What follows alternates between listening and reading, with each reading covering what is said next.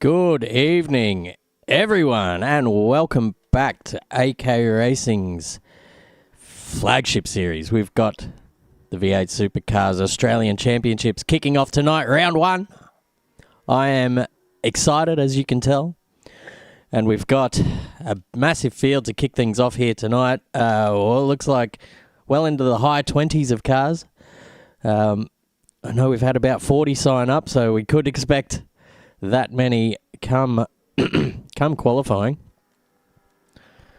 It's just good to be back here racing V8s at a absolutely beautiful circuit. We're at Phillip Island. We're going to go for a little fly around down to turn one here. Doohan Corner, named after the famous Australian Motorcycle GP World Champion Mick Doohan. Into turn two, which is called, I think, the Southern Loop. Very difficult corner to get right, and I think a fair few different lines you can take through this big, long, sweeping left-hander. As we see one of the cars there opting for the kind of the tighter line, and the super cheap auto Mustang there going for maybe a bit of a double apex where you could swing wide, cut back in and take that late apex on the second half of the turn, propelling you down this little section here into, I think this is Casey Stoner's corner here,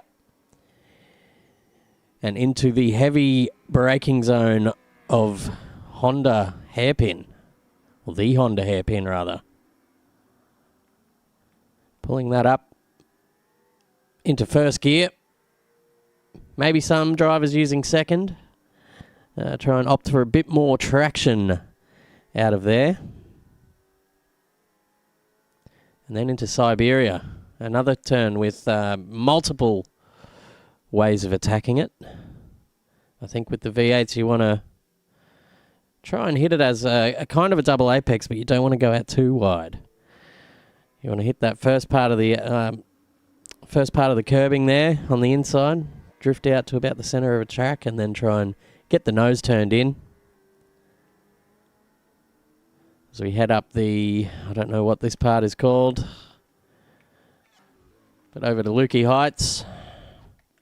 Very difficult part of the circuit, which brings you over the hill and down into another turn I don't know the name of. Oh, how good am I going tonight? And then the third sector here, which is all about just keeping the rear of the car settled and getting the power down as quickly as possible.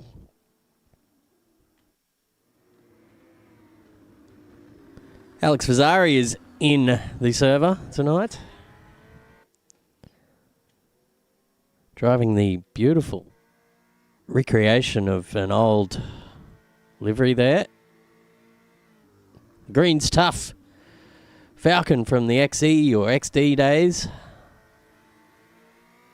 Beautifully done there, Alex. There's some great liveries this time around. AK Racing's V8 Supercar Championship. We've let the drivers get their creative juices flowing. You can see a fair bit of rubber banding there from one of the Norton Hornet cars, one of the Norton Nissans. So they've decided to go back to the pits. Excuse me.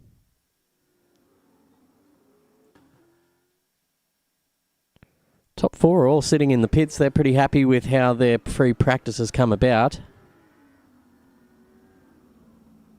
Fifth on the timing is Cooper Shipley. Actually, we're coming up to a corner we should rename the Gregor Brockbank corner. It was the cause of great memes a few seasons ago, where he launched his ZB into the stratosphere. A couple of good screenshots were shared around of that. Good to have you on the stream, mate.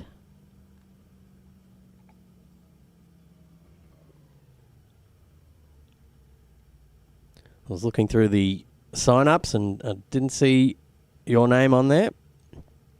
Maybe next round.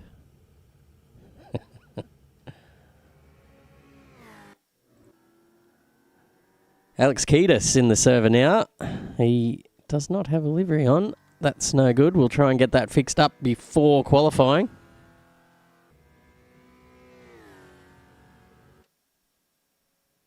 Everyone just circulating around, trying to get their setup dialed in. Only a few minutes to do so. I think briefing is at 6:30 p.m. So we'll see everyone just putting the final touches on and perhaps bringing out the super soft tyre for a bit of quali practice, perhaps. We've got 2 races coming to you tonight after a 15-minute qualifying session. First one being 26 laps of this beautiful circuit.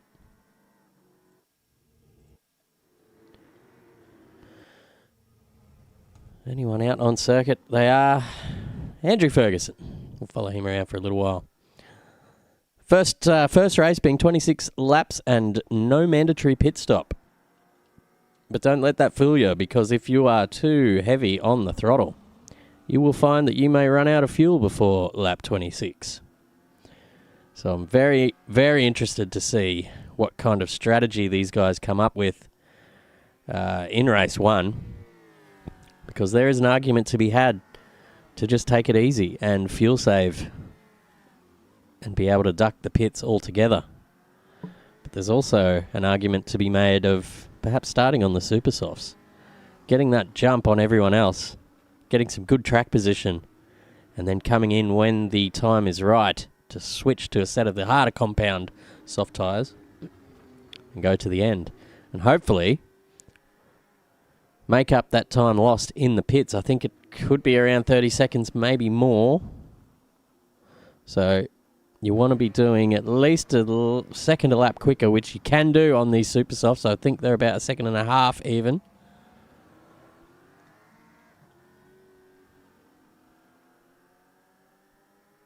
Yeah, we might see a few people rolling across the line there, Buller. But that's all part of the fun, and hopefully they can actually roll across the line anyway and not just pull up beforehand.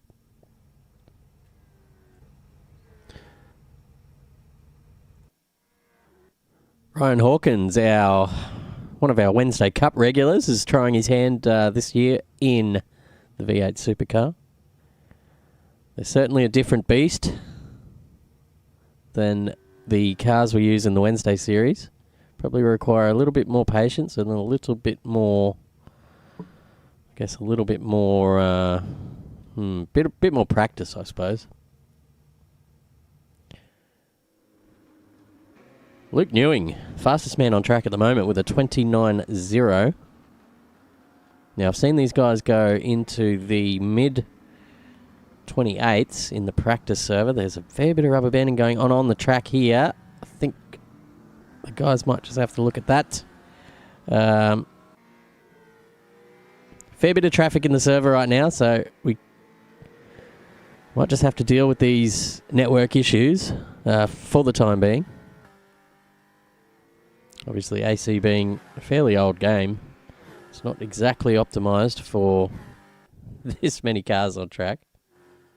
But for the most part, it looks pretty good. Right on board with Luke and see how he attacks this Victorian circuit. Into the southern loop now. He takes a bit of a wider line through there. And it is flat to the floor through Stoner Corner.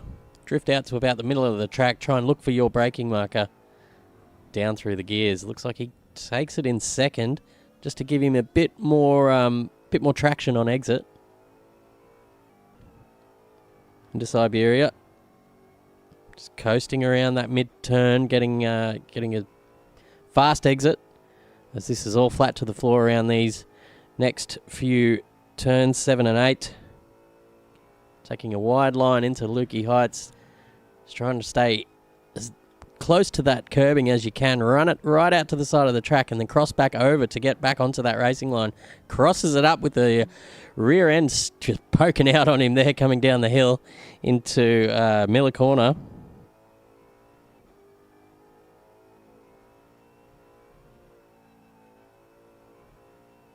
Sorry, it's not Miller. It's just turn 10, turn 11, and then across the finish line for a 128.9. So improves by a tenth.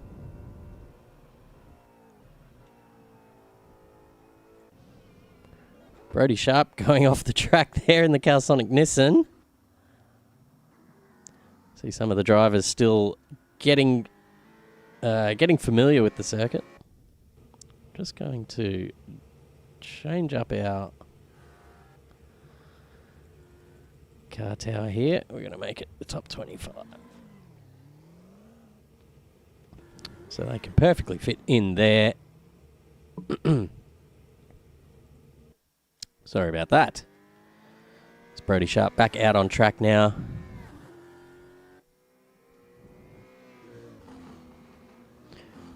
We are running a whole new tyre model this year, or this season rather. We'll find that the strategies will be turned on their head as the super softs do not last as long as they used to, and neither do the softs. So gone are the days of just whacking on a set of softs and going the entire race on the same set of tyres. You will need to tread carefully, pun intended. Getting a fair few server problems here at the moment. I think that is Angus Wells there, suffering from a bit of lag as well. Bill Cosmoricus in the server. 10K Cosmo, they call him. So expect that to be thrown around in the commentary box up here at AK Racing. My name is Chris Munro, and I will be your commentator all year. My co-commentator is hamming it up in Bali at the moment. Sipping back on a few bintangs and getting some cheap tattoos, I have no doubt about it. Zach O'Reilly, my co-commentator, will be back for the next round. Next round being Adelaide Street Circuit. So we are visiting some absolute cracking circuits in this Season 10 of the V8 Supercar Championship. There will be a couple of Enduros thrown in there as well. The 2-hour event at Bathurst and a 2-hour event at Sandown. Both with a little bit more points on offer, so certainly not ones to miss for the championship.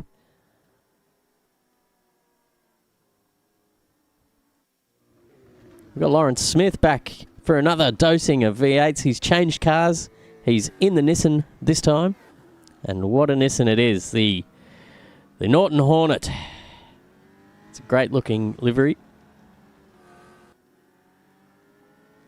And Smithy's been busy, I know, in the off-season, tweaking these setups and really learning a lot about driving technique. So I expect him to be right up there with the best of them. As we see here, he's set the 6th fastest time of the practice session. So we'll follow along with him and see how he goes. It looks like it might be time for briefing as all the cars are making their way back to the pits.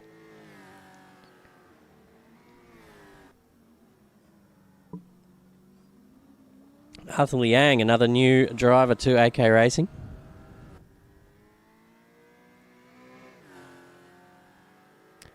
Oh, here we go. I have noticed. All right, Zach O'Reilly is going to join me live from Bali. Let me just get you something to look at, and we will get you on.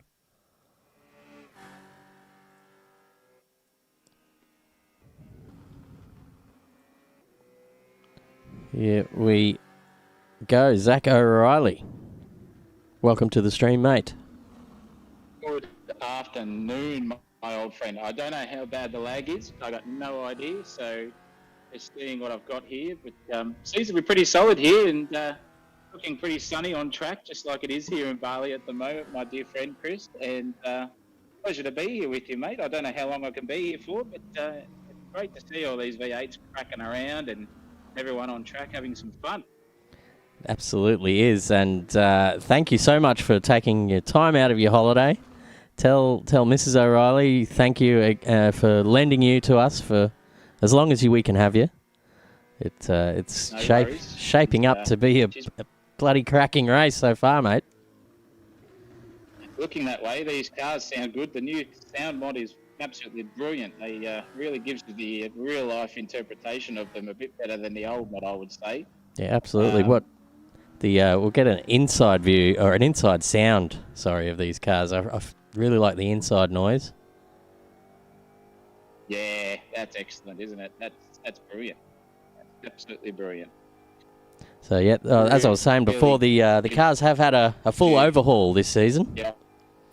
Got the new tyres on. We've got the new sound mod. There's a few setup changes to make them a little bit more user-friendly, but not by too much. The old strategy is going to be up and about as well, I would say, too, with these old boys. They'll be not doing the old triple stint on the softs. It's going to be airy at the end of each stint, regardless of a super soft or a soft in a sprint race. So a bit more lateral grip on offer and more predictability under braking is what we've been told by Dunlop overseas, and those guys in the team of the tyre development department working on their slave labour hours have done an excellent job.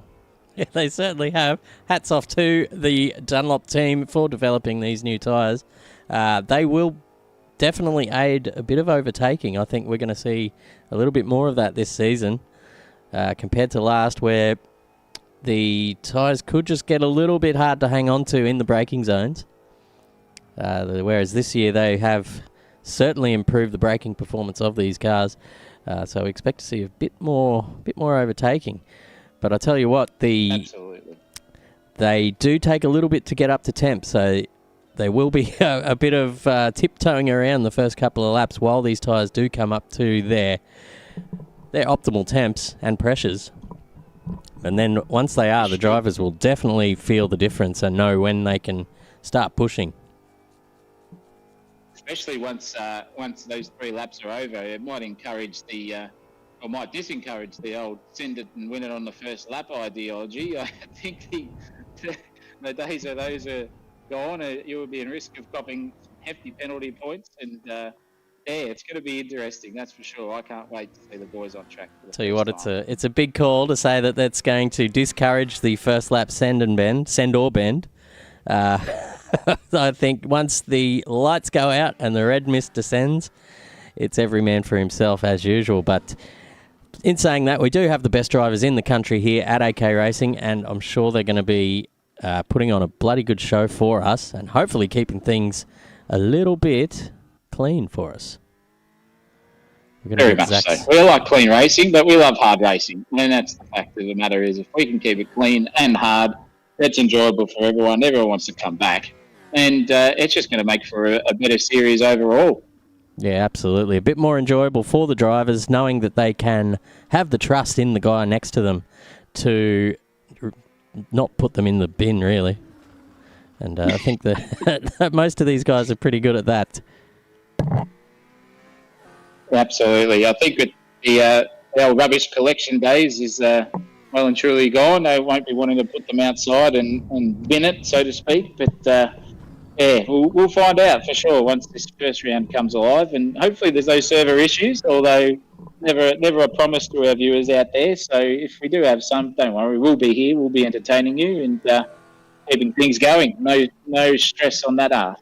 That's right. If there's anything but entertainment, we'd be doing you guys a solid favour. But here we are on a Sunday night. What better place to be than kicking back on the lounge, watching a bit of AK Racing on YouTube live, coming to you from Phillip Island. We haven't been to this circuit in a few seasons. Tell you what, it's I'm a little bit jealous of the guys at the moment. What a time to pull out. Have a look at it. Sun shining. Everyone's dancing. The penguins are in the grandstand. Penguins in the grandstand. They're watching along. They don't care about the sun. They're going, this is good. How good is this? Scott Garrick doing some doughies for us in the grass. I assume that we've got briefing happening at the moment. Maybe these guys haven't got the memo. It's still circulating out on track. But that's all right. It gives us something to do, some cars to follow around. Not a lot in the way of different camera angles on this track, but we're going to just stick with what we've got, or use what we've got wisely. The old heli cam will come into use, I'm sure. The old drone free roam control with the mouse, Chris. You're all over that, I heard. Very good. Let's test a bit of that now. You can see how atrocious my free cam skills really are. Oh, here we go. Tell you what, we'll just go up and try and get a top view of this track. There we go. See a few cars circulating down here. There's an indescript Mustang down the bottom binning it, or is that an Nissan? It's hard to see from up here. But tell you what, we're not far away from qualifying now, I would imagine. Who should kick over very soon. Yeah, who have we got hot favourites this year for a few pole positions? Who are you tipping, Zach? Oh, I actually haven't seen our Season 9 reigning champion go around too much in the way of Australia Post Sendit Cotter. But he's there at the moment. They've been third, I can see. So I would say I'll put three in there for you. I'll give you my top three in no particular order of pole positions. I'll say Mr. Thornton in David himself, if he turns up to every round, will be up there. Matthew Cotter will be up there. And I did notice that Mr. Longley was on top in the practice server, I'm pretty sure. Was it Newing? I can't remember which one it was. Luke Newing in the number 94 VF Commodore. Oh, sorry, Volvo. Yes. He's running in the Volvo. Well, this year. I reckon Mr. Thornton, Mr. Newing, and Mr. Cotter will be their top three, I would say, on the pole position count. Yeah, I kind of have to agree with you there. Thornton certainly fast on his day, and he's been doing a fair bit of practice. And I tell you what, the one that's made the most improvement since last time was our man that was fastest during the week practice server was Luke Newing. So I think a 28.5 he was was his quick. best. Yeah, absolutely. So he's been obviously busy in the off season, perfecting his racing technique or his driving technique in these V8 supercars. They aren't the easiest to drive, so he's obviously put in the hard work, and it's clearly paying off. Absolutely, I think he clocked up nearly 300 odd laps in the practice server as well, which there you go. I would say mostly would be soft running and seeing if you can massage those tyres to a longer stint. But in saying that as well, it's going to be amazing what the competition will shape up to be, because I think this will tiptoe most of the predictable standings on their head. A bit of tyre confidence goes a long way in terms of the driver aspect. When they feel like they can push for a fair while longer, that brings up driver confidence, and you then get the ability in the car and know where the limit is. So it might be a bit topsy-turvy, I would say. We might be calling a few different races in different successions and surprising everyone. Yeah, I'll tell you what, I'm predicting that this season could throw up the most different individual winners of races that we've seen so far in 8K racing. I reckon that anyone in the top 10 is or even outside of the top 10 could find themselves on the top spot of the podium due to a bit of smart strategy planning and maybe some opportunistic pit strategies when the safety cars come out. Because I know with about 30 odd... You go, mate. Sorry, mate. I was going to say maybe a tip for the drivers if they do listen back is, I'm not sure if Acerto let you, but maybe able to turn the throttle percentage down as you go to basically be full throttle, let's say 95% of the engine. And that can give you a natural fuel saving without worrying about going across. Could be things like that. There could be keeping those tyres really, really low on the PSI margin. I know we can get down to 15 now. That was one of the changes from the regulations last year. That will definitely help tyre life, maybe in the short run. I don't know what it would do in the long run in terms of heat, but this is all what they've got to think about. And it's going to be very interesting, as you say. Yeah, there's a lot more to it than just going around a track fast. Obviously, you want to get to the end before everyone else, but that doesn't mean that you're going to have to go balls to the wall the whole way. As we said in the pre-race amble, that to finish first, the first you must finish, and that's going to go a long way in this championship, I would say. Oh yeah, absolutely. Because I think even tonight there's going to be a top 10 reverse grid for the second race, so that'll be something where I guess the guys that have really good racecraft, it's their sort of time to shine, and absolutely, and sort of pick their way through the field and try and make up as many spots as they can when the sun is shining. And then you'll see the guys that might just be a little bit on the aggressive side might end up facing the wrong way. But all these things we are looking forward to seeing. And there's just... That's exactly right. North just goes flying out there. That might be the end of free practice. So we will be back, ladies and gentlemen, very shortly with our first qualifying session of the Season 10 V8 Supercars Championship. Stick around and we will be back very shortly.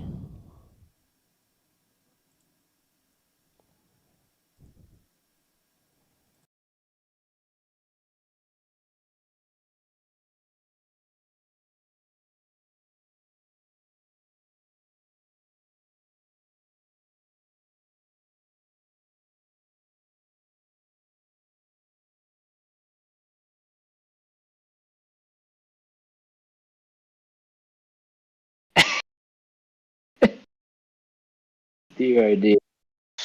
What's been going on? Oh, I had a big one.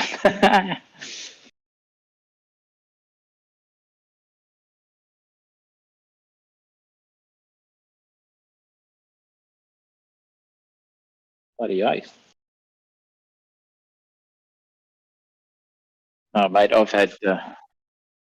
Sorry, yeah, you had the front up and what?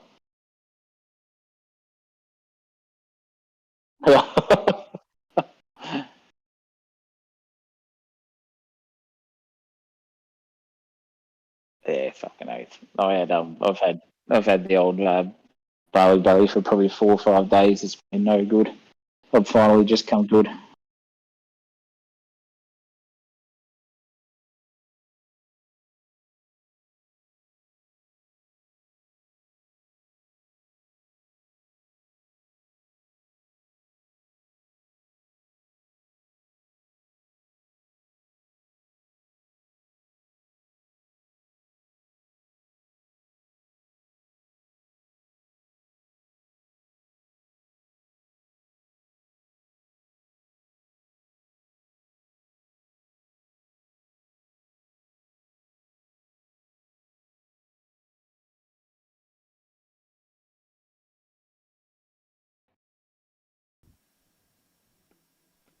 Ladies and gentlemen, welcome back.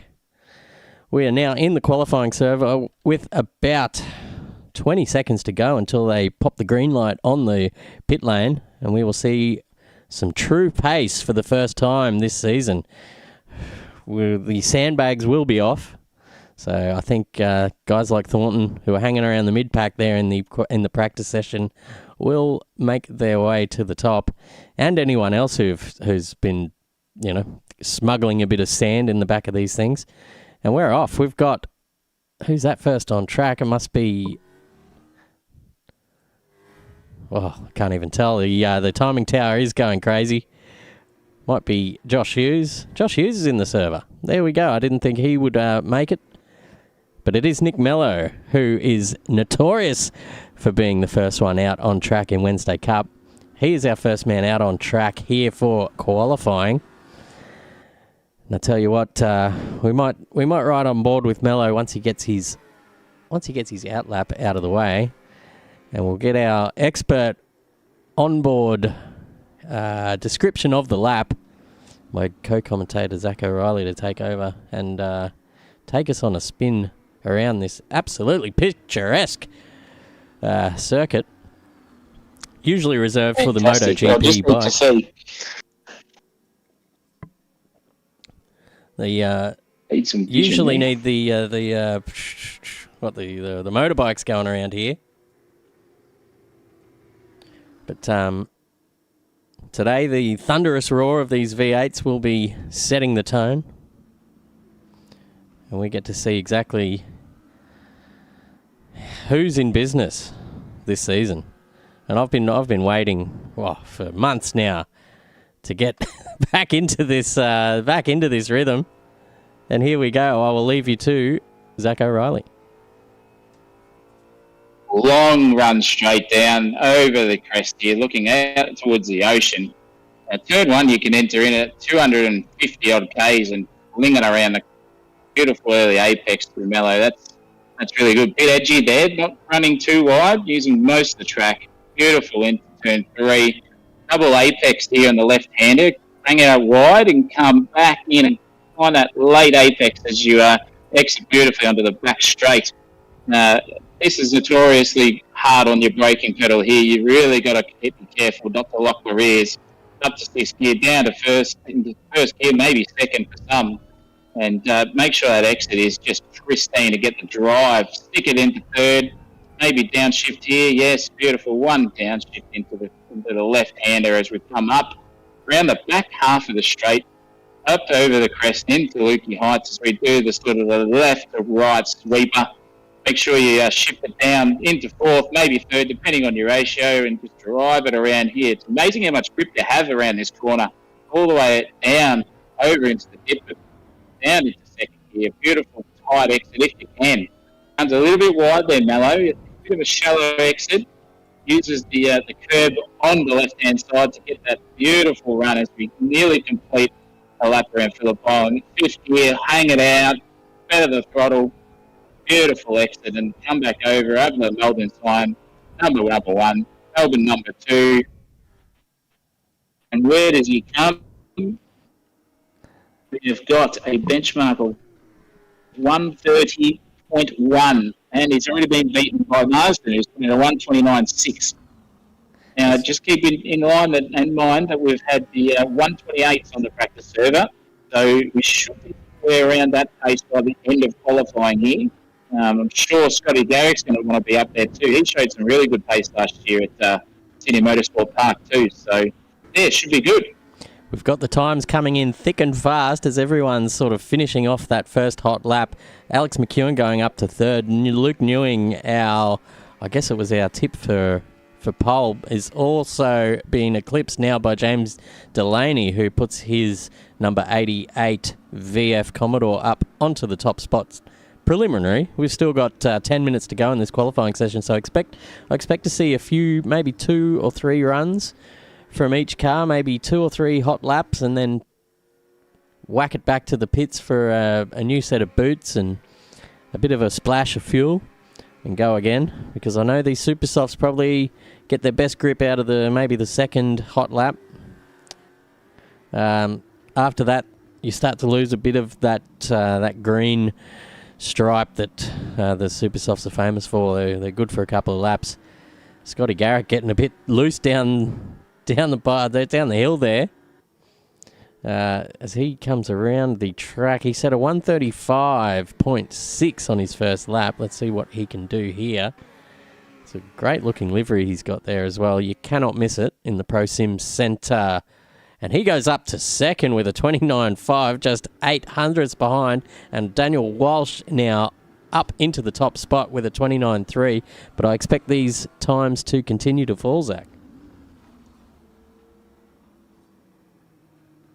Now we've got a top 5 at the moment. Looks like Walsh, Delaney, Garrick, Newing, and Mello. We'll see these times drop considerably, as you said. Now with the 129.3 is the benchmark. I reckon Marsden is going to be on a pretty good performance tonight, so it should be good. But seeing people move, the timing screens are going absolutely nuts. We've got people going everywhere here. That's fantastic to see. Maybe we'll find those super softs maybe do last 3 laps around here, Chris. Well, we're going to find out because I think that all the top guys are certainly starting another flying lap after going 2 out. So Stephen Marsden is purple in both the first and second sector. So if he can hold it together here, he will be right at the top of this timing tower. As he rounds the final bend, it takes it right out to the side of the track, using up all that space on the outside. He's going to cross the line and go to the... He has invalidated the lap. Oh, Steve. He'd be spewing about that. He was on for pole there, or at least preliminary pole. And now he's got to go back to the drawing board. Unlucky there, Marsden. We've got Shaggy Smith here. He's having a really good crack in that Nissan. Yeah, that Nissan looks good in the Norton. Looks like a bloody Bumblebee Transformer here. He's his personal best, but not on the quickest lap at the moment. And he's just pulled off for the second sector there. We'll see if we can find someone else who may be on a hot one. Maybe some other traffic out there is just holding other people up on their next hot laps. And looks like, yes, Lawrence is definitely trying to get a move on here and make sure he's going for it. Now, Jamie Kennedy in that ING Mustang is, I don't know what's happened there. The timing screen hasn't got his lap in. He's on a 146 and still ticking around here. So maybe a little bit of server issue here, but we'll find out later on. Yeah, we might have invalidated might have invalidated that out lap. So he's got that added on to his next time. But as we see, Thornton has just jumped Walsh into the top spot, and Delaney jumps him again. So James Delaney, one of the dark horses in this series. We haven't seen him much in the practice server, so we weren't sure what sort of pace we were going to get from him, but it seems to be pretty good so far. But no one yet dipping into the 28, so I suspect with a few minutes to go in this qualifying session, we're going to see a few cars dip into that 28 mark. Absolutely, and especially when Delaney's basically on the teetering edge of that at the moment, with the 129 basically dead. Yeah. I reckon the second run of hot laps will definitely be the next sort of next time frame that we'll see maybe an improvement and get down to those mid 128s we saw in the practice server. Yeah, if they're still going around on that original set, that is almost 8-9 minutes of qualifying time on the original set of supers. Once they chuck the new boots on, I expect them to take a few more tenths off that. As we see some more drivers coming out. Tell you what, it's a busy track for one of the biggest circuits on the Australian motorsport calendar. You can still find yourself in a bit of traffic as Marsden is coming up behind our man JB Kennedy here at the moment, and Kennedy just does the nice thing and just jumps out of his way. Under no obligation to do so, obviously. If you're on a flying lap, you don't have to get out of the way of the guy behind. Although with a busy circuit Not like it is, if you do end up pinning it and your lap is invalidated, it's best to just try and stay off that racing line and keep an eye in your mirrors for anyone coming up behind on a hot lap. Scotty Garrett goes... Yes, still the old gentleman standards. We've got Ryan Hawkins up into P2 at the moment. Our Wednesday Cup specialist looks like he's made the transfer to the big block engine quite nicely.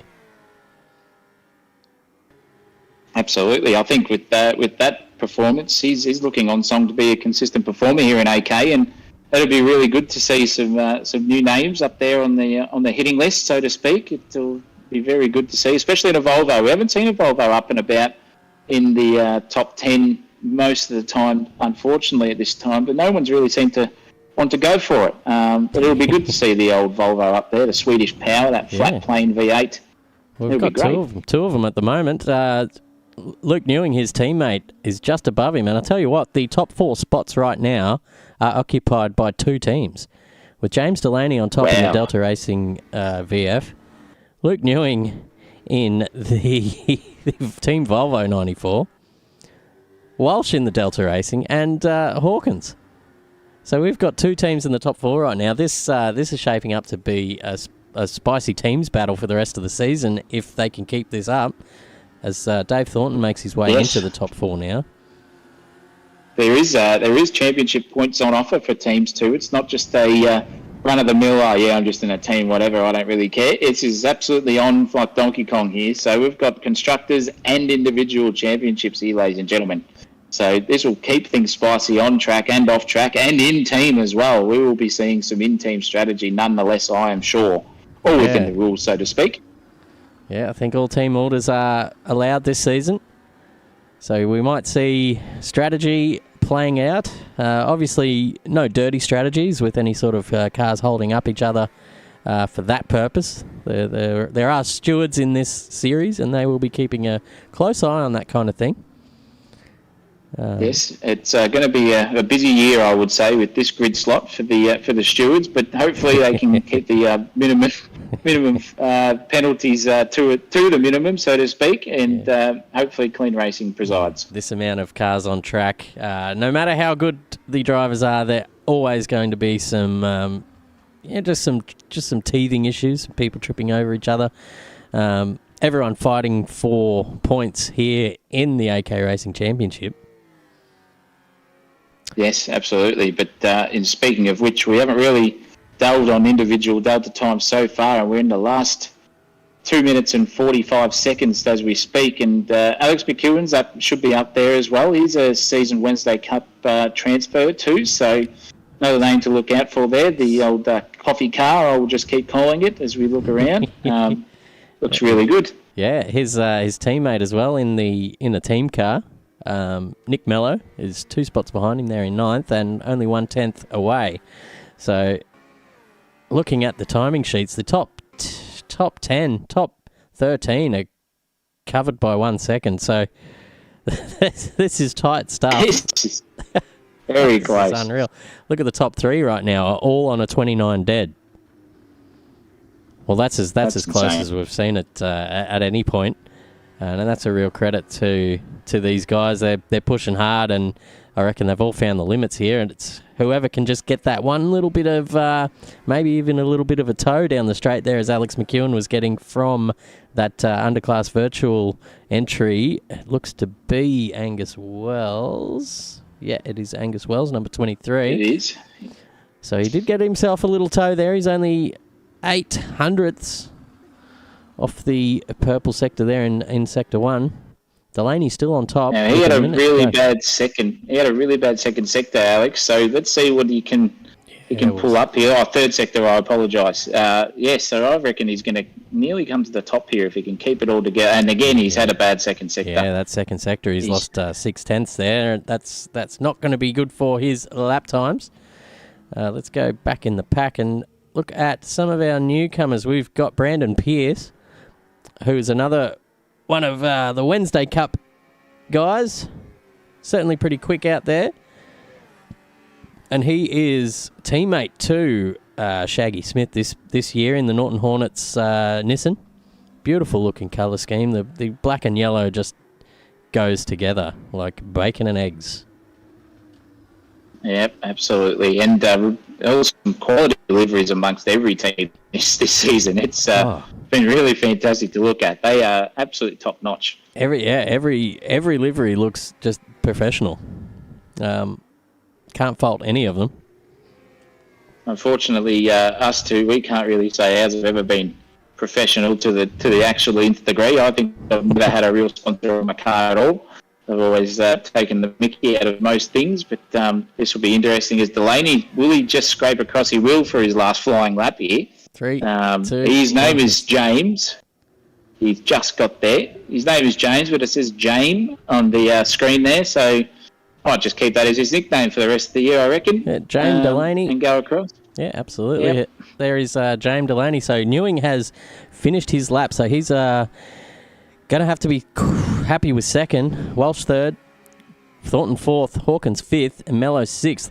The only man now out on track is Cotter, and he's coming across the line for his final qualifying lap, and he does not improve. So that's a 7th start there for Cotter, as we see Alex McEwen now rounding the final turn. Does he have what it takes to get in front? He's only 7/10 down on the clock. 1/10 down, sorry. Can he improve? He does not. So he'll have to be happy with 8th. Andrew Ferguson has already gone into the pits 9th. Scott Garrick is the next one to go across the line now. And it looks like on his timing screen, he's on for a 29.8. So that's 0.3 off his best. So he will not improve either. Next one. Where is our mate Delaney? Has he crossed the line yet? Here he is, and he is a big slide there. He's just lost it. So he's going to stay top. He's going to be happy with that. Yep. And that'll be a fantastic qualifying to open the season for James Delaney, with Walsh in second and Hawkins in third to round out your top 3. Wow! I think we've had a few leave the service, so we'll get the actual results up here, because I'm pretty sure it was Luke Newing second. Yep, there we go. Daniel Walsh third, and Thornton joining him on the second row, with Hawkins and Mello, Cotter, McEwen, Ferguson and Garrick round out the top 10. We've got a lot of names, so we're going to just focus on the top 10 for now. Kia ora, Scott Ruffle in the chat. Thanks for joining in, mate. Got a Newing fanboy there in the chat, Zach. So he was here on Wednesday night, cheering on his man Luke Newing. Hopefully, he can have a bit more good luck, at least any sort of luck compared to what he had on Wednesday night. That was diabolical. We'll see. Only time will tell, and most of these guys are going to be hoping for exactly that. And a bit of a clean first lap, second lap, third lap, and just get into the rhythm and hopefully end up not binning it themselves, so to speak. Yeah, it's all about self-preservation here on these first couple of laps. With that many cars on track, you do not want to end up making a mistake and finding yourself at the back of a 30-car field. That's going to take a fair bit of skill to get through all those. Never fun. No, never fun. Absolutely not. And it's worse when you get into the last sort of section of the race and you've got lap markers coming around and you've made your way up to 15th and there's a bit of traffic to negotiate. It's never fun. Nope.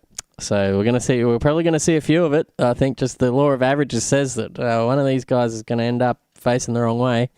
Who's it going to be? But that's something we can find out in just a short couple of minutes. We're going to take a quick break here on AK Racing V8 Supercars Championship, and we'll be back with all the action from race 1.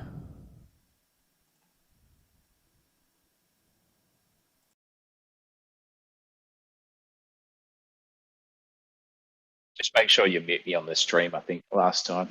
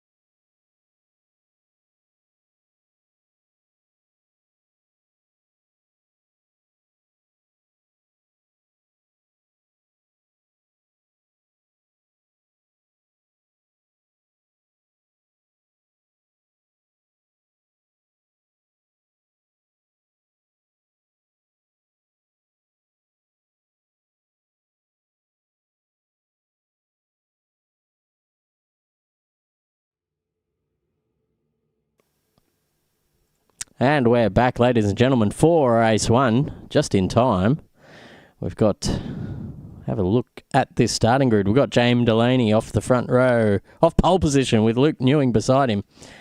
Behind James is Daniel Walsh and David Thornton, who is yet to join the server. So that is a bit of a worry. Hopefully Dave can get back into the server and have a bit of a battle there for 5th place. Ryan Hawkins in 6th on debut in the V8 Supercars Championship. Nick Mello and Matt Cotter. There's Dave in the server now. Alex McEwen, Andrew Ferguson, Scott Garrick, Stephen Marsden, Cooper Shipley, Harley Marshall, so many names. Lawrence Smith, Brody Sharp, Brandon Pierce, Dan Jenkos, Caleb O'Connor, Riley Price, another newcomer to the series. Josh Hughes made it in. Bill Kosmarikis, the 10K man. Guy Duff, Arthur Liang, Jimmy Park, still not in the server. You got a minute to get in. Jimmy, Baradsky Turby, Ash Sunderland, Alex Vazzari, Chayton Byron, Jamie Kennedy round out the top 30, with Sean North and Angus Wells bringing up the rear. We got 51 seconds till we get lights out and away we go. We have any predictions in chat who's going to take out this first race?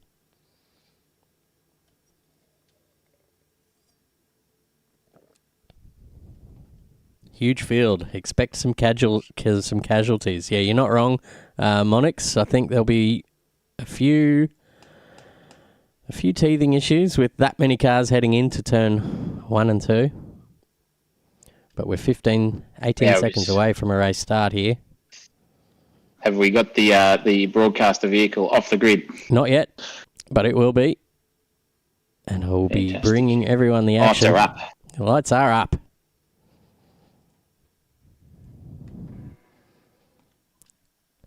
And the lights are out, and we are away and racing for round 1 of the AK Racing Supercars Series. And James Delaney gets a fair bit of wheel spin off the start, and that invites Luke Newing right up beside him. And that is Daniel Walsh spinning around like an absolute dreidel there on the side. And Luke Newing's going to take the lead into turn 1. Wow, what a start from Newing. That was fantastic. Delaney got a bit swervy there on the tyres, as you said, but one casualty already. Yeah, we'll have to look at the action replay back next week, I reckon, to see what happened there. But, yeah, looks James like Delaney be ruining that start. Absolutely. Nick Mello up to 3rd. He's had an absolutely cracking start, and he is under pressure from Harley Marshall behind with Thornton in 5th. Matt Cotter holding on to 6th with Garrick and Alex McEwen dropping through the order. There's a Norton Hornet going flying up around the outside into the Honda hairpin, and he's just gone a bit too wide there. He's going to have to settle back into, 12th place there. This is all happening with Dave Thornton now looking up the inside of Scott Garrick. He's still got Mello on the outside. In front of him with Harley Marshall, but Luke Newing has cut himself a 1.2 second lead coming into the second half of this track, and it looks like James Delaney's pushed Harley Marshall a little bit wide there. That's a bit rough, but Harley Marshall and Scotty Garrick are on the super softs to start this race, so they'll be looking to push through the field and make hay while the sun shines on those tyres. Yeah, absolutely. Well, that explains why Garrick's and Marshall have come up through the field so fast. These super softs are a big advantage at the start of a race, and we might see that gap to Newing disappear for a little bit while these two guys on the super softs try and chase him.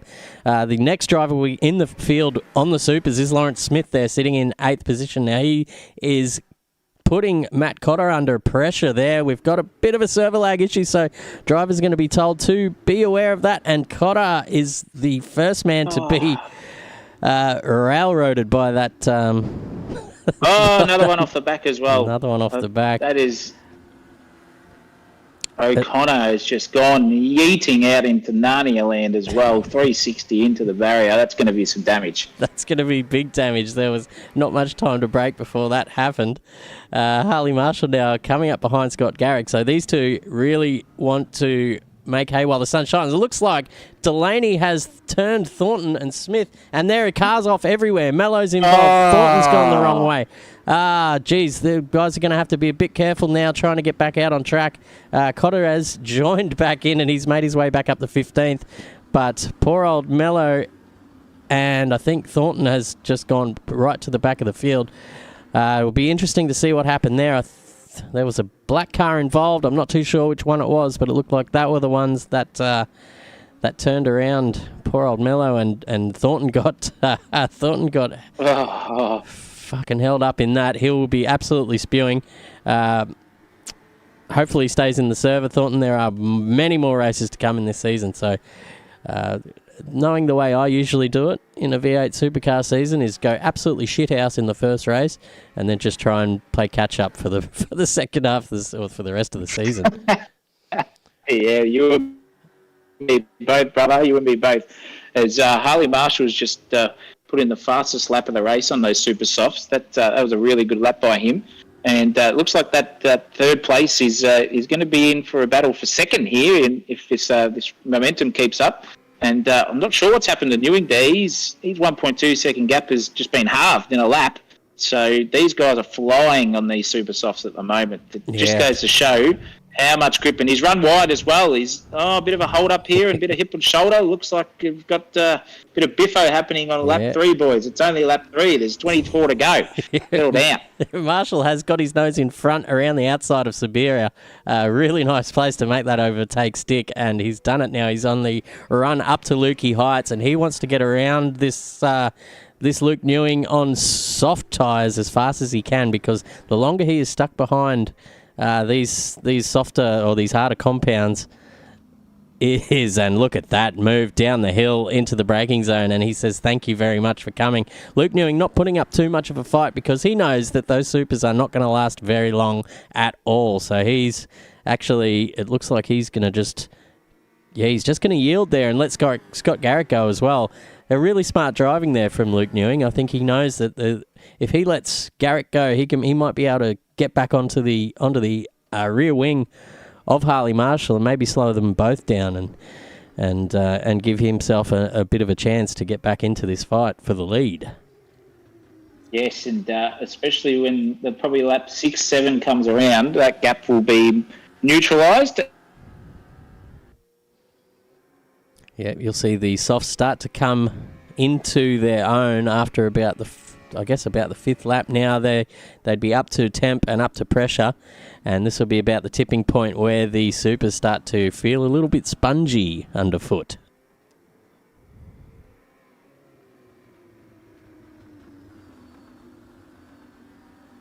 Peter around on that tiptoeing edge just to give themselves a bit more leeway when the pit window opens on both compounds, because there could be some undercuts here with the super softs. We might see a super soft and then a soft run, or just a double soft run, and we'll see how that impacts later on in this race. Yeah, maybe a double stint on supers could be the go. But as we said, nothing but question marks so far in this series.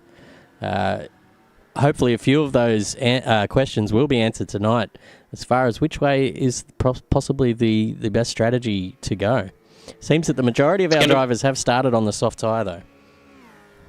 Absolutely, and it's going to be interesting as the season goes on, because we'll have different laps at different circuits and different tyre deg models on the track as well. So it's going to be very interesting. That's some beautiful driving there to get out of the way. I think that was Parky. I can't quote for sure, but looks very good. Anyway, regardless, our top 5 at the moment looks like we've got Marshall, Garrick, Newing, Delaney and McEwen. There's a fair bit of a gap between 4th to 5th, but this field seems to be spread out a little bit easier now on the brake pedals and the throttle pedals. So looks the goods, and we'll see people settling down. And we've got some cars off here. What has happened there? There's a car going slowly there. That looks to be maybe Angus Wells in the underclass virtual entry.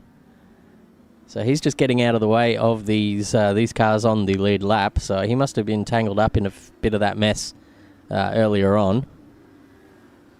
But Pierce now, right up behind Ryan Hawkins, who hasn't had the best of starts because he was right up there, I think, on the 2nd or 3rd row. But he's got that yellow and black Nissan all over the back of him, coming up around Lukey Heights down into this downhill tricky braking zone.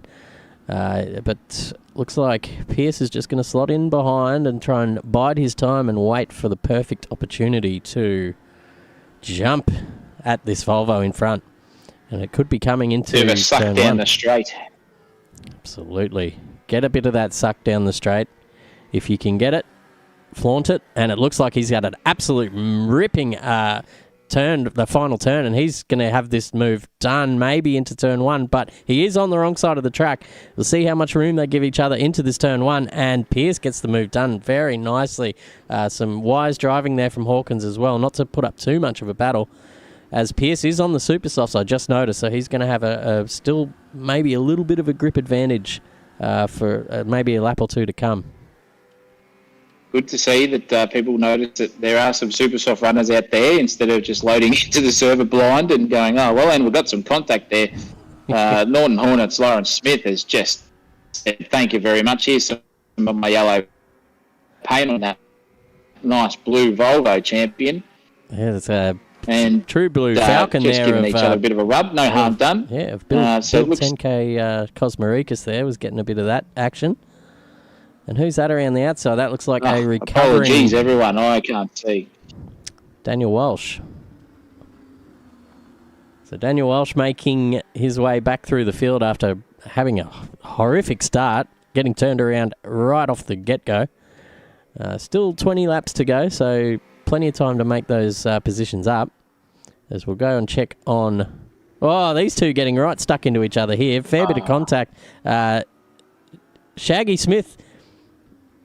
just letting Bill go through here. I think might have gained a little bit of advantage out of that bumping and knocking, but he's done the right thing and let Bill, the 10K man, Cosmerikas, back through.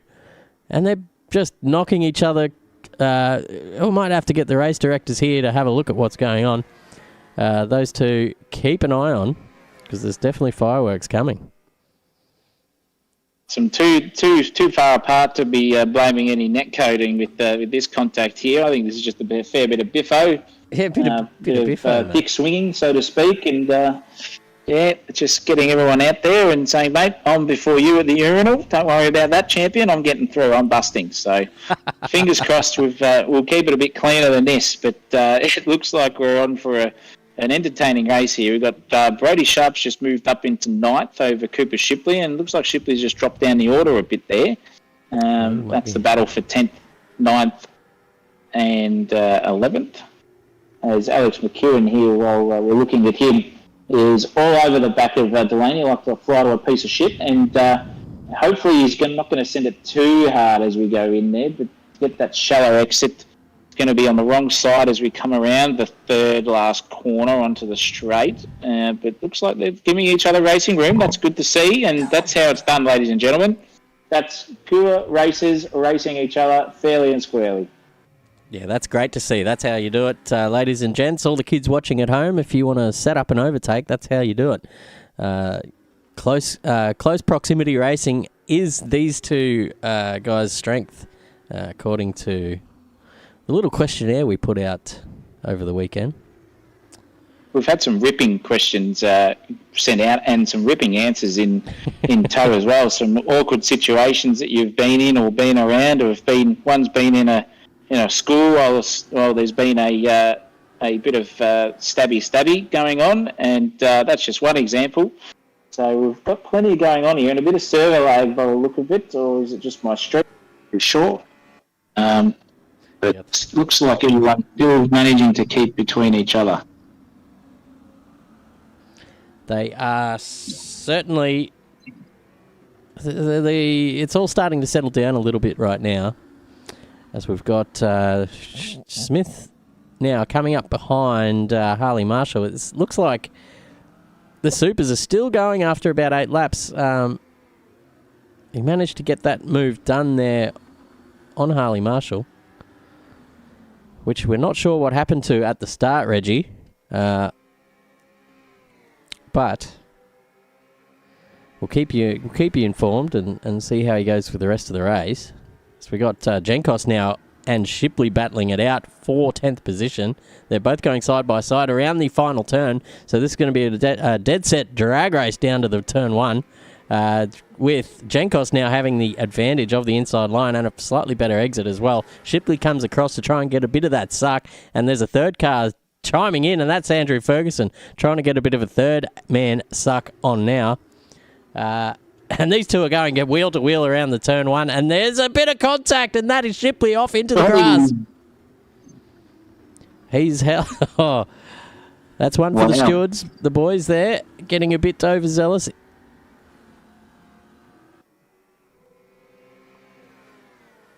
What part of the audio, Monix? The cars or the talking? Because I can make either of those louder or softer.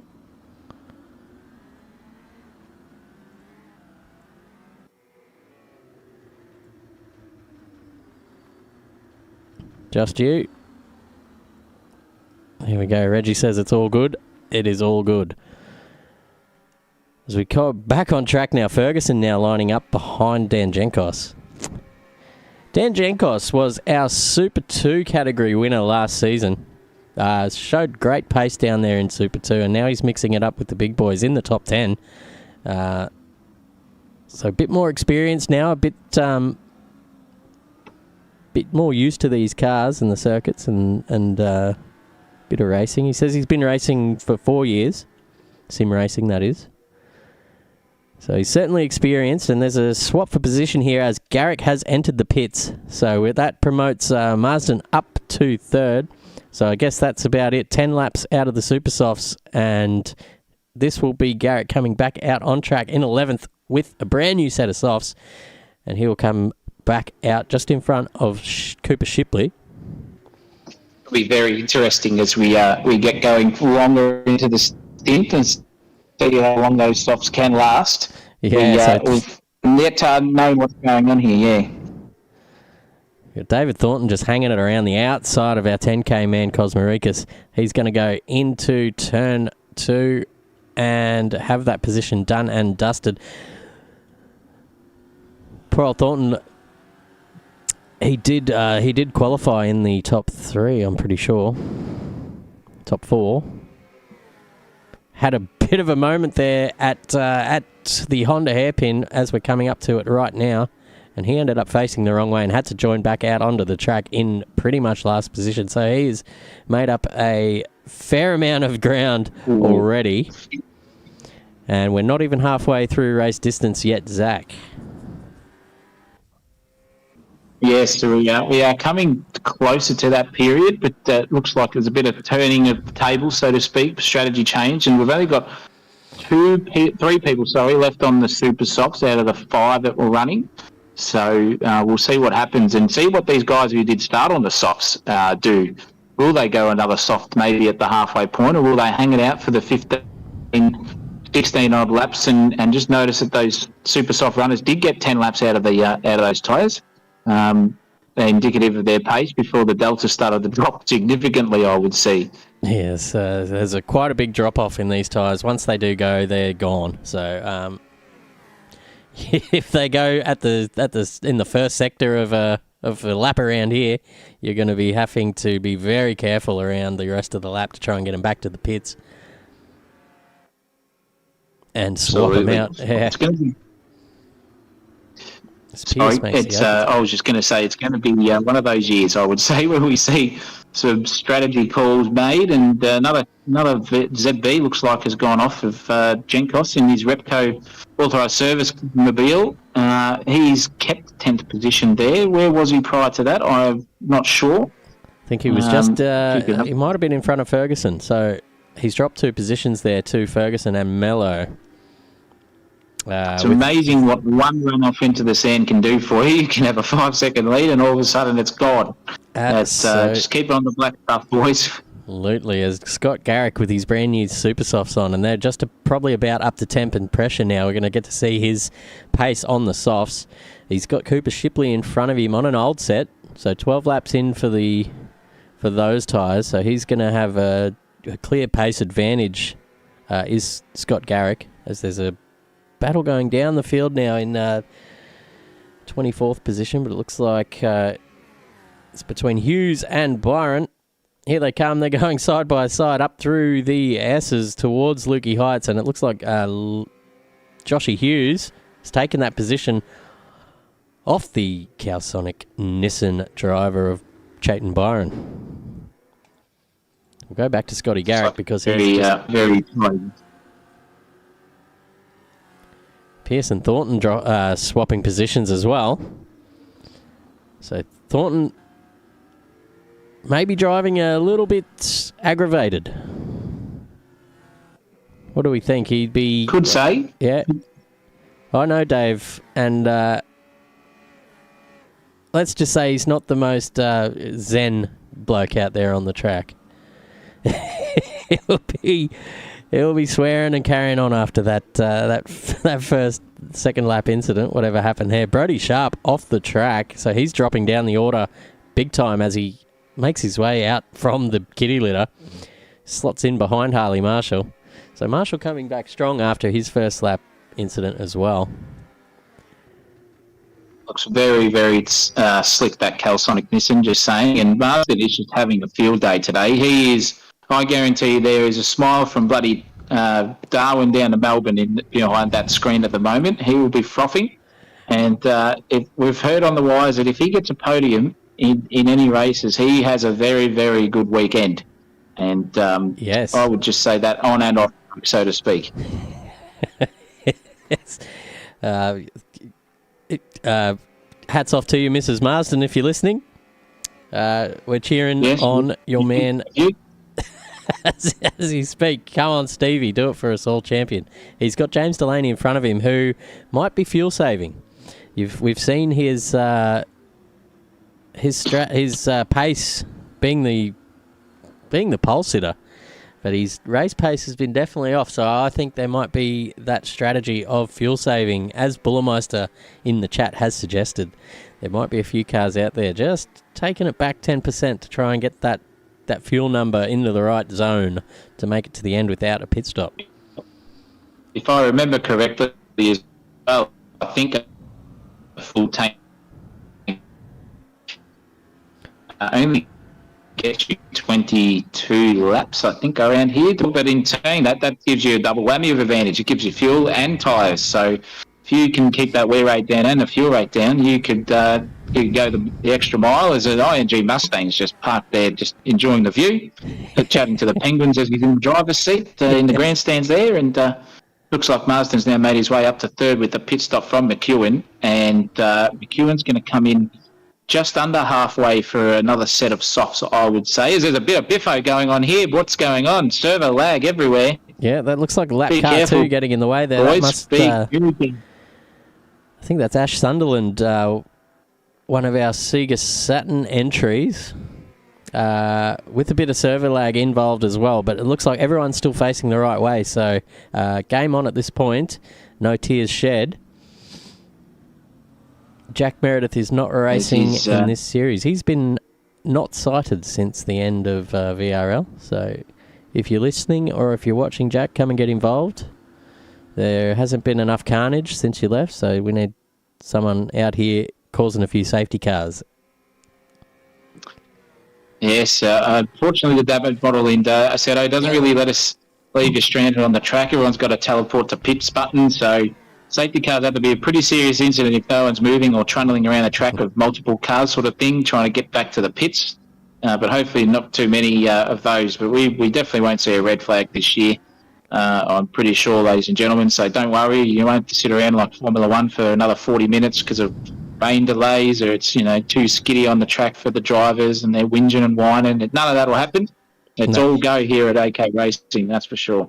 Absolutely. As we see Mello made his way past Caleb O'Connor, one of the new drivers to the series. Only signed up this week, so he's down on practice, but he's still up there he was in the top 15, now down to 16th. I wish there was a way of telling who has made the pit stop or not. We just got to try and remember these things.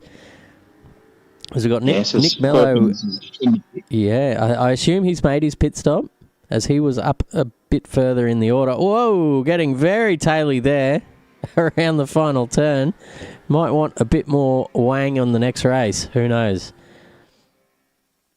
Bit of setup change, maybe hang it out wide on the marbles. It's amazing the grip changes do affect on the surface of the tyre on this track as well. So, yeah, just keep it clean, boys. Stick to that line as we just missed the camera work there. We've seen someone go on. And again. Who was it? O'Connor? Yeah, it's Caleb O'Connor. Just struggling with the tyres now, I think. Oh, geez, that's one for the year already. Too bad.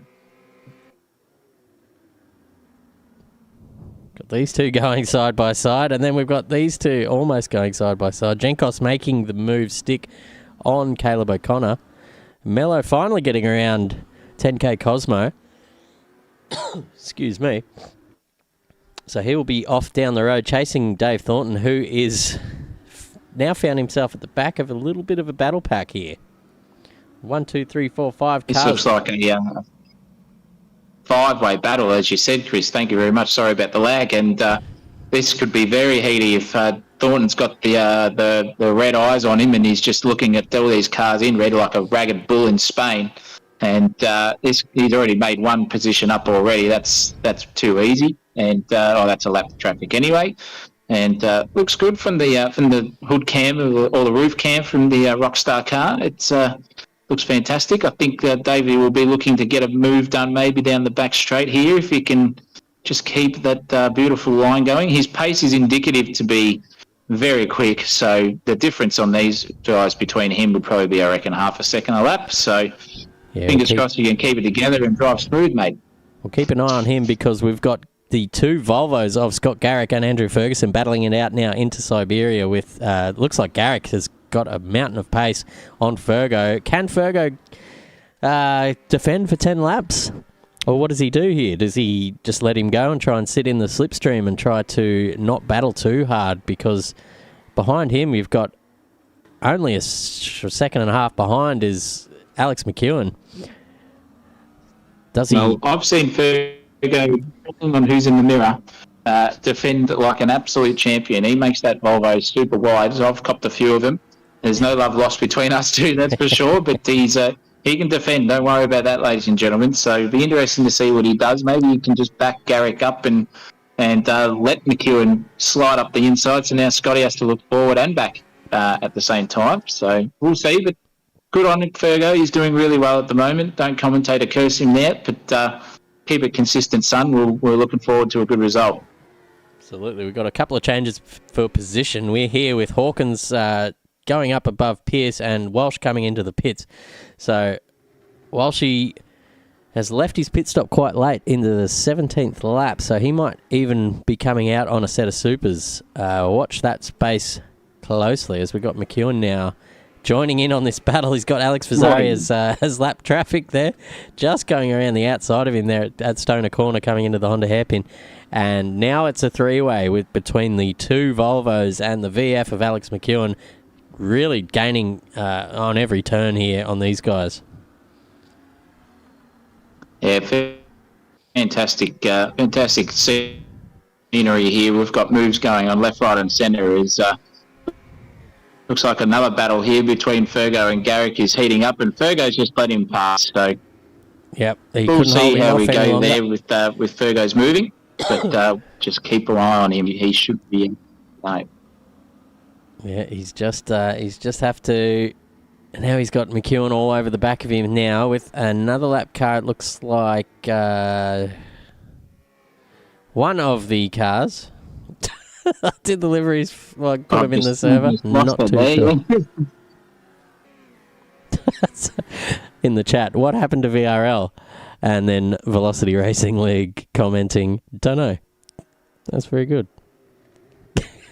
It must be Zav in the chat. At least they don't shy away from the commentary position there. Good. Yeah, don't shy away from it. That's good to see. Very funny. Any more battles on track? Looking at maybe the closest one so far. Maybe down the track here, we've got Jenkos lining up behind Bill Cosmarikas. Trying to get some of that suck happening. The Falcon in front, just covering him off slightly and then coming back onto the racing line to take turn one. But Dan Jenkos looking very racy. He's going to try and actually go around the outside. There's a bit of contact that upsets that Repco ZB. So he's going to have to regroup and maybe try and turn that into a bit of an advantage coming into the Honda hairpin. And it looks like he has got the run up the inside. Bill Cosmaric is giving him all the room he needs. Oh, actually, it looked like Bill wanted to turn across there and trying to cover him off, but it was too late. There was already an overlap. One for the stewards, perhaps. Car later, people. Car later, that's all I can say. Yeah, that was... Keep that in the... Yeah, they were certainly side by side. Yeah, that's one actually Reggie's brought up. Matt Cotter is up into third place now after having his off-track excursion and pretty much coming out last. I don't think he's pit yet. He started on the soft. But he is driving. Sorry, you go. He started on the soft, so he will be looking maybe this lap to come in and whack those supers on, which will put him back maybe another 30 seconds. So I think by aggregate, he might come out around maybe the P11, P12, maybe a bit longer, maybe even lower. I guess we'll find that out once all these pit stops come through. But look who's 3/10 off the lead. You know what happens if he gets a P1? Goodness. I don't know what happens when he gets P1. I haven't heard that information, but I can guarantee you, as I said earlier, the escalation from having a really good weekend will certainly turn up into maybe one of, if not the best, if there is a P1 on board. And come on, Steve, don't do that to us, son. Don't do that to us. Keep the tire pressure. Yeah. Keep those temperatures down. Let's get off him. Let's switch camera positions quick. Cameras back to the battle here of the Volvos. I was about to say Steve is going to have to take 2 or 3 days off work if he does get a P1. Speaking of which, he's just made this happen. So Steve Marsden is our aggregate race leader right now. Perhaps hasn't made his pit stop yet. We don't know. Delaney certainly has. And we all thought that maybe he was fuel saving, but he hasn't. So this race has been absolutely blown open. Riley Smith in the comments says, is there a mandatory pit stop? There is not. So there is the option of fuel saving to the end if you think you can make it, which just adds another dimension of strategy into this race. Just great to watch, Zach. Absolutely, and unfortunately, I think it's going to be pretty hard with a battle pack of 30 cars to fuel save and keep a relative position, so you can go all the way on a tank of fuel. The advantage would just be diminished by that point. So, as I said earlier, 22 laps is all you're going to get realistically. So, unfortunately for our third place man, Paul Cotter, he did have to pit. He probably could have got there on the softs in the end. But he's found himself down. Cotter's going to be all over. Yeah, he's got the supers on now. And so I can tell you that right now. He's on a set of super softs. Yes, he'll be right up behind these three in a matter of no time. Who's he got in front of him? Nick Mello, Brody Sharp, and David Thornton. Thornton on his own recovery drive. Cotter behind him on the faster tyre. So this is going to be very interesting. We're going to see, I think Cotter is now just sealing up the envelope and putting his wax mark on that envelope, getting ready to send it. I suspect maybe a total 1 cent. I think there's more than that. I think he's paid a bit more money for the express post overnight. At the moment, he's got the yellow, red, and white on at the moment with that stamp, and he's already made a move there. Yeah, he's got one into the final turn, and I suspect another one's coming into turn 2 and 3. So a great recovery drive here for Cotter so far. I think he ended up being 15th after that first lap incident. So if any position above that is a win, and we'll be looking to capitalise on the reverse top 10 for the next race, and hopefully just coast out in front. Do what naturally Matt Cotter should be doing is leading the pack. We see Dave Thornton now making a move up the inside of Brody Sharp into the Honda hairpin. Gets that done nicely.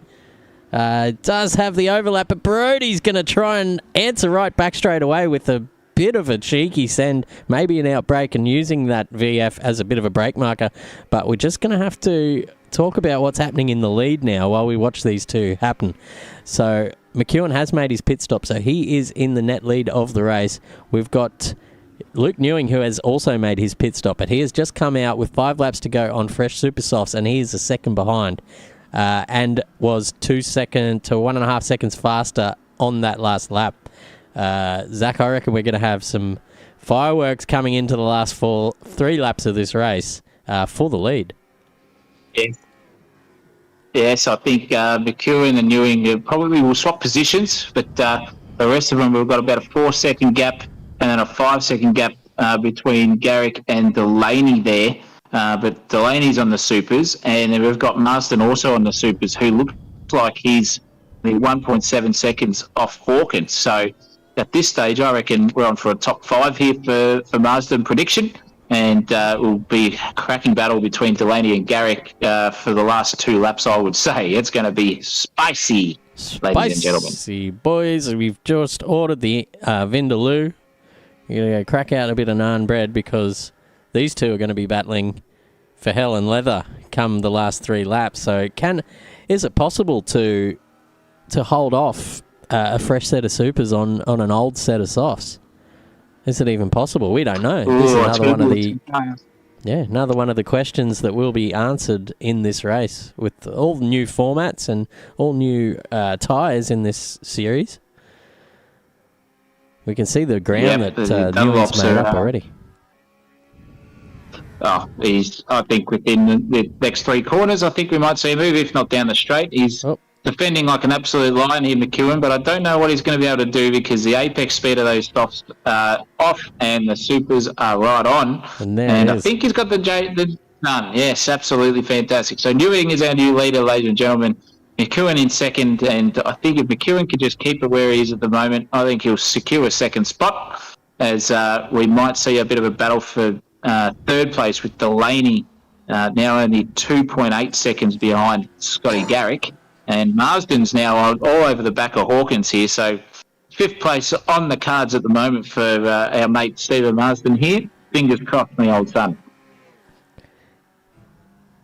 Yeah, absolutely. We got so Delaney, Ewing, and Marsden, and Cotter, and Ferguson actually all running the super softs in the last stint.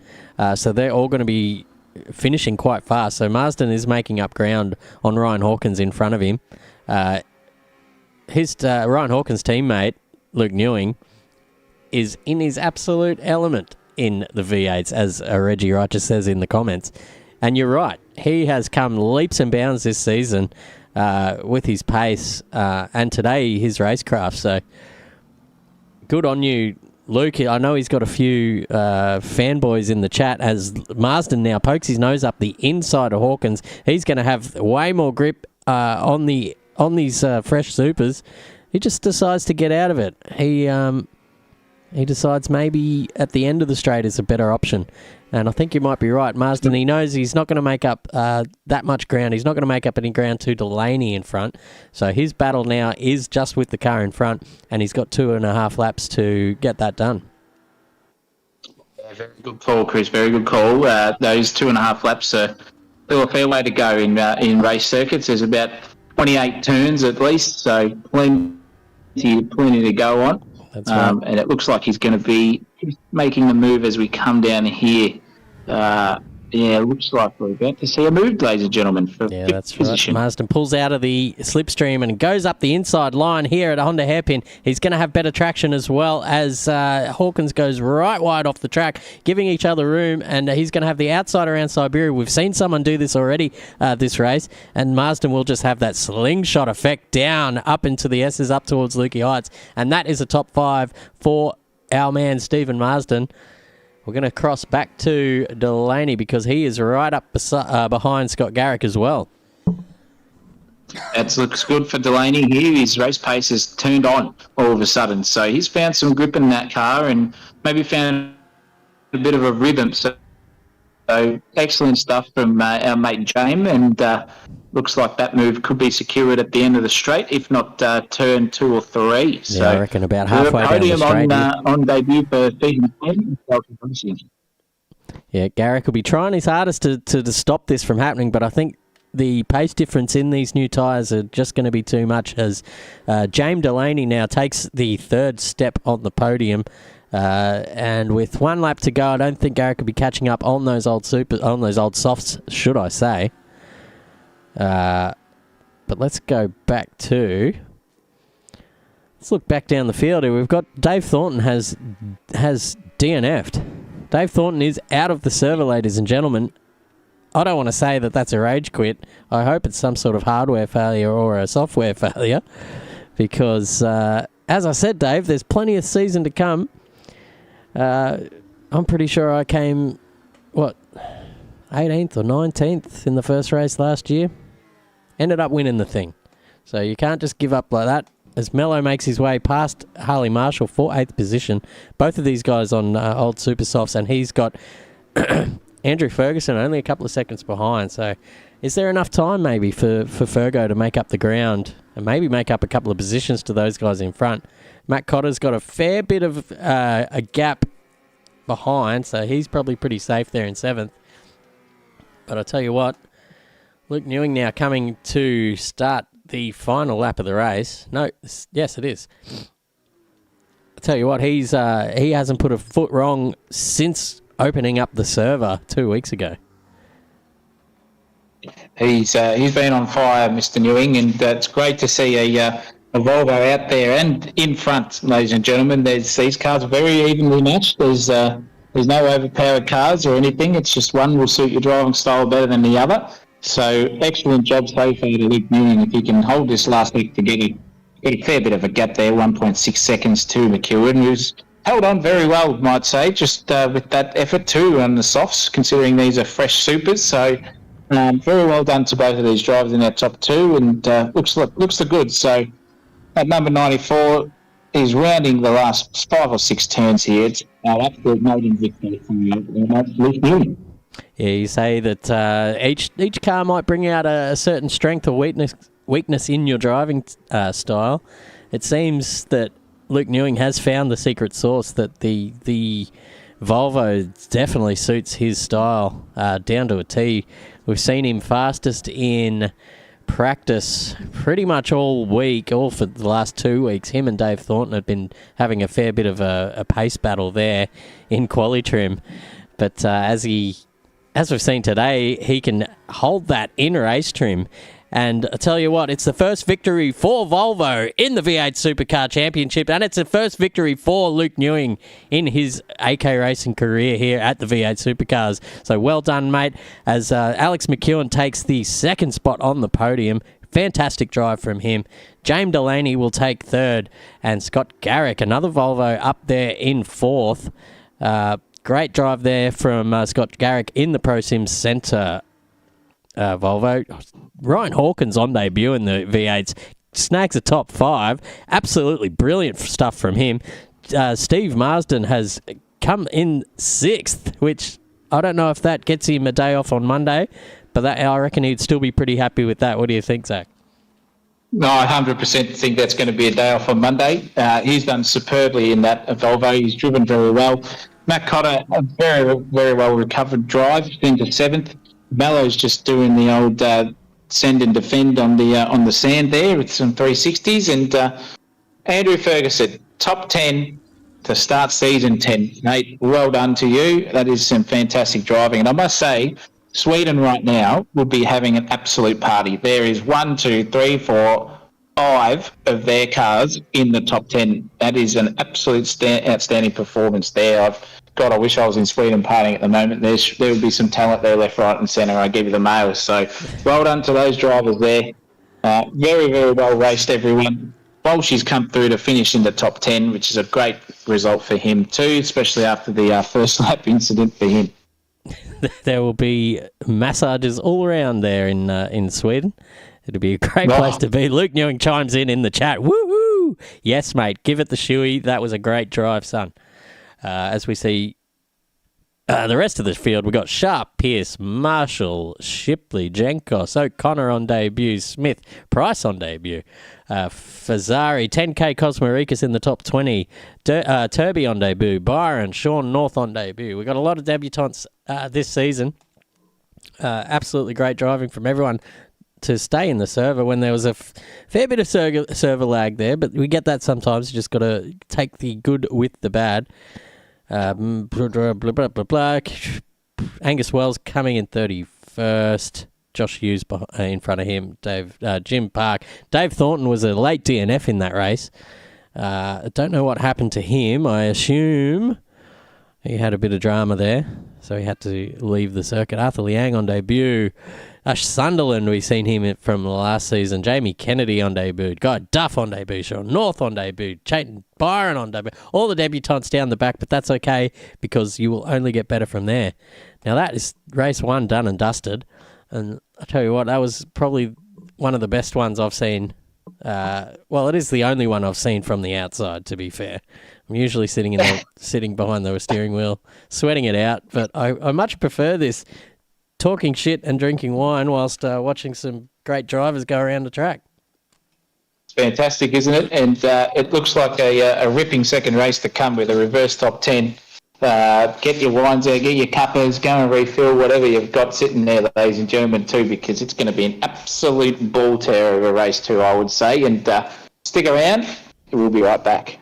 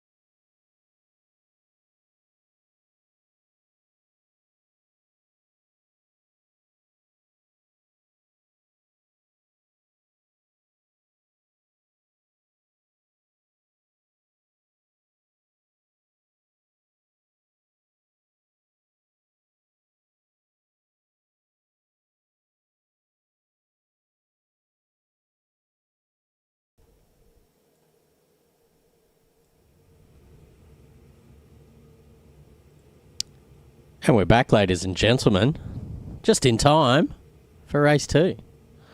So we'll go through what we've got. We've got A, 36 lap race.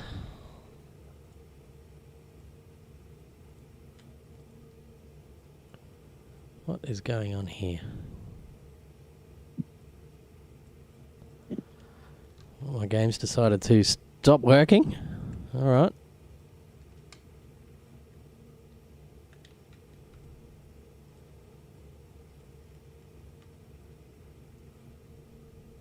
Bear with me for just 1 second. My free cam has stopped, so we're just gonna... That's very strange. We're just gonna have to deal with this view until the lights go out, and then I can bring you a more comprehensive view.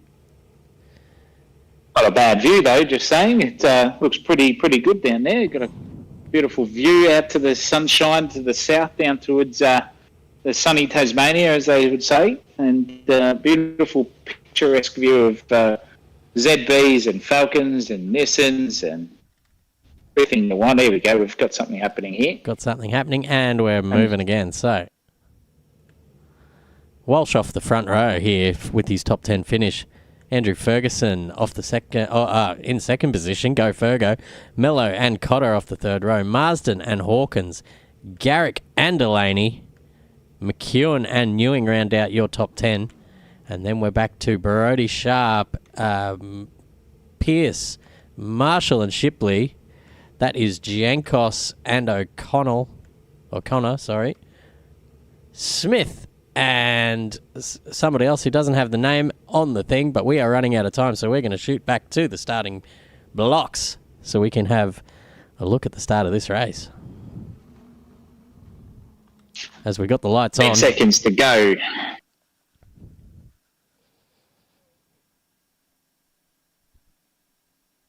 The tension building. We've got all the lights out, and we are away and racing, and it looks like Daniel Walsh gets a better start with the car up the inside. That is Mello. Has to be on the super softs. He's not. He's on the softs, and these guys have had an absolute cracking start. Matt Cotter, mind you, will take the whole shot from the third row. Absolutely cracking start there from Matt Cotter. He will lead into turn 2 with Garrick, Ferguson, and Hawkins all coming in behind him. Mello, Walsh, Marsden, Newing, McEwen and Delaney rounding out the top 10. Beautiful start by everyone. Oh, just as I say that, we've got carnage in the background there from our back runners. Looks like Parky's and O'Connor's come together there. Looks like we've got a few races just battling here, and guys, don't send it too hard up here. It's only lap 1, son. We just need some formalities, as to speak. The battle's going on everywhere here. We've got Parky's flinging around in 24th, all happening up ahead, and Cotter's just gone bang. See you later. Cotter's gone. Hawkins has made the move, yes, and Garrick's also lost a position there. So fast starting Hawkins is on, especially when these top 3 are on super softs. That's what I just noticed myself. I was like, these guys have absolutely gapped the field, and it's because they are on the faster compound to start with. Daniel Walsh, first of the softer runners, with Nick Mello just slotting in behind him. Andrew Ferguson up to 6th. Alex McEwen, our second place getter in the first race, has made up a fair few things there, but I'm just looking for Luke Newing, and I cannot see him on the timing tower at all. I think he must have come off somewhere along the way. He might be sitting last. Oh, that is terrible luck there for Luke Newing. No way, the poor bastard. He'll be absolutely spewing, but recovery drives are on here, ladies and gentlemen, and it looks like we've got a safety car called here.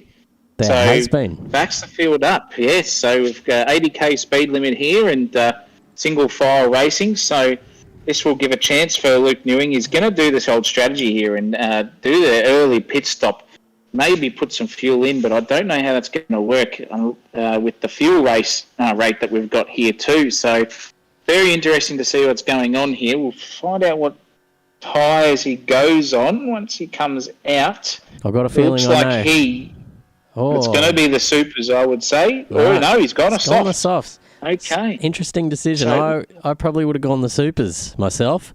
Try to make up a few positions while you could.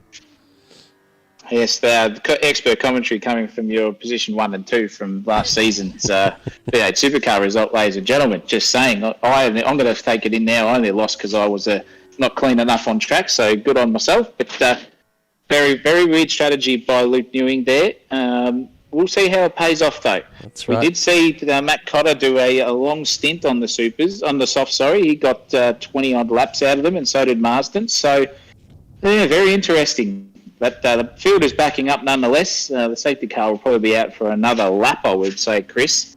Yeah, I think we might be under virtual safety car conditions, or at least a stand-in safety car procedure, as I don't think Maffey had his wheel set up.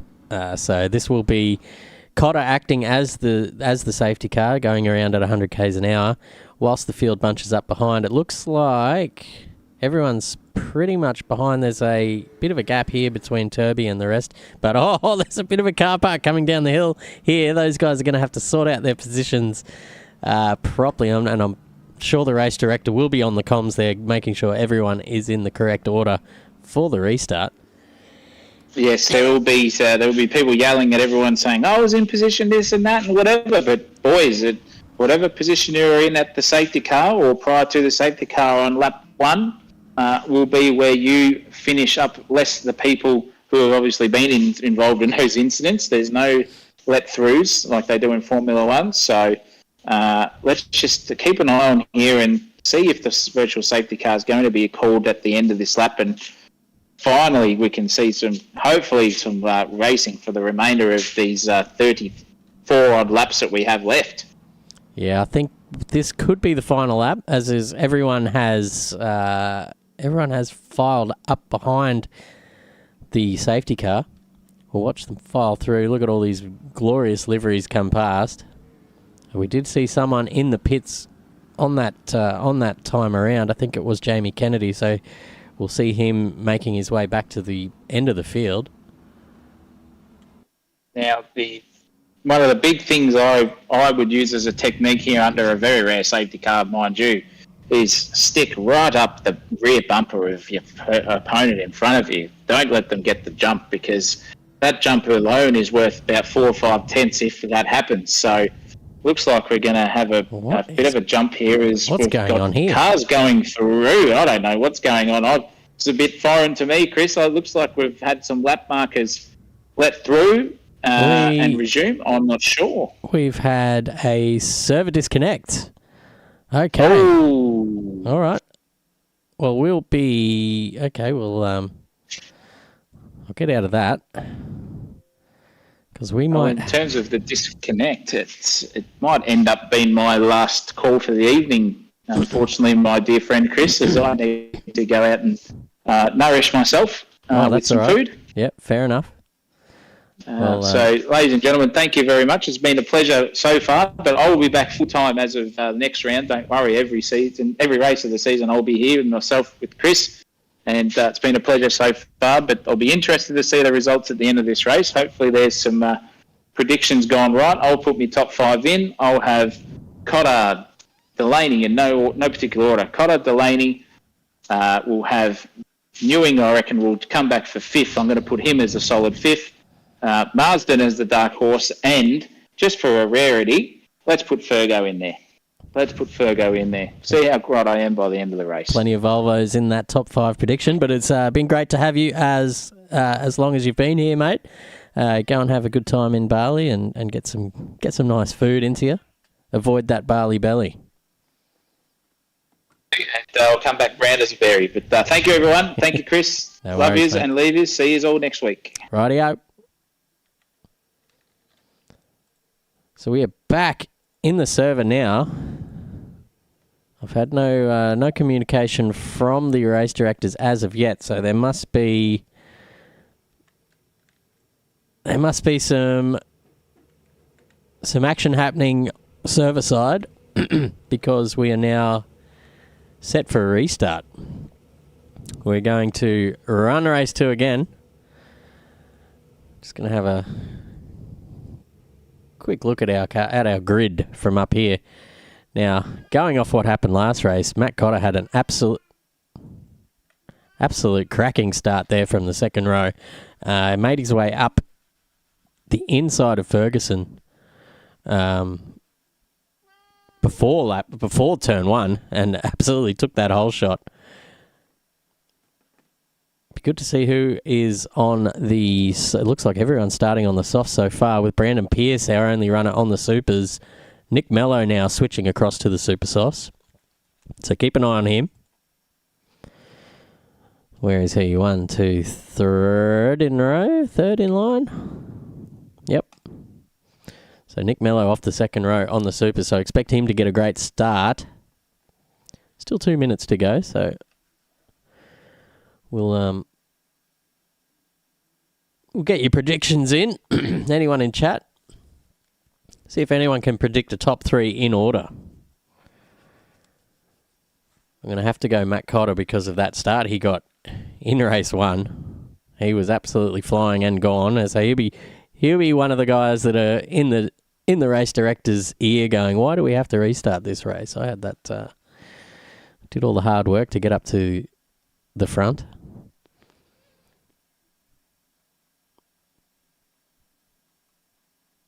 Scott Garrick, also one of the winners from that first restart, has now found himself back down in 7th.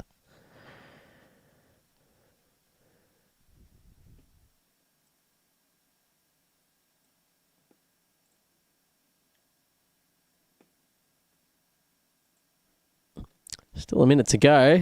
The anticipation is killing me.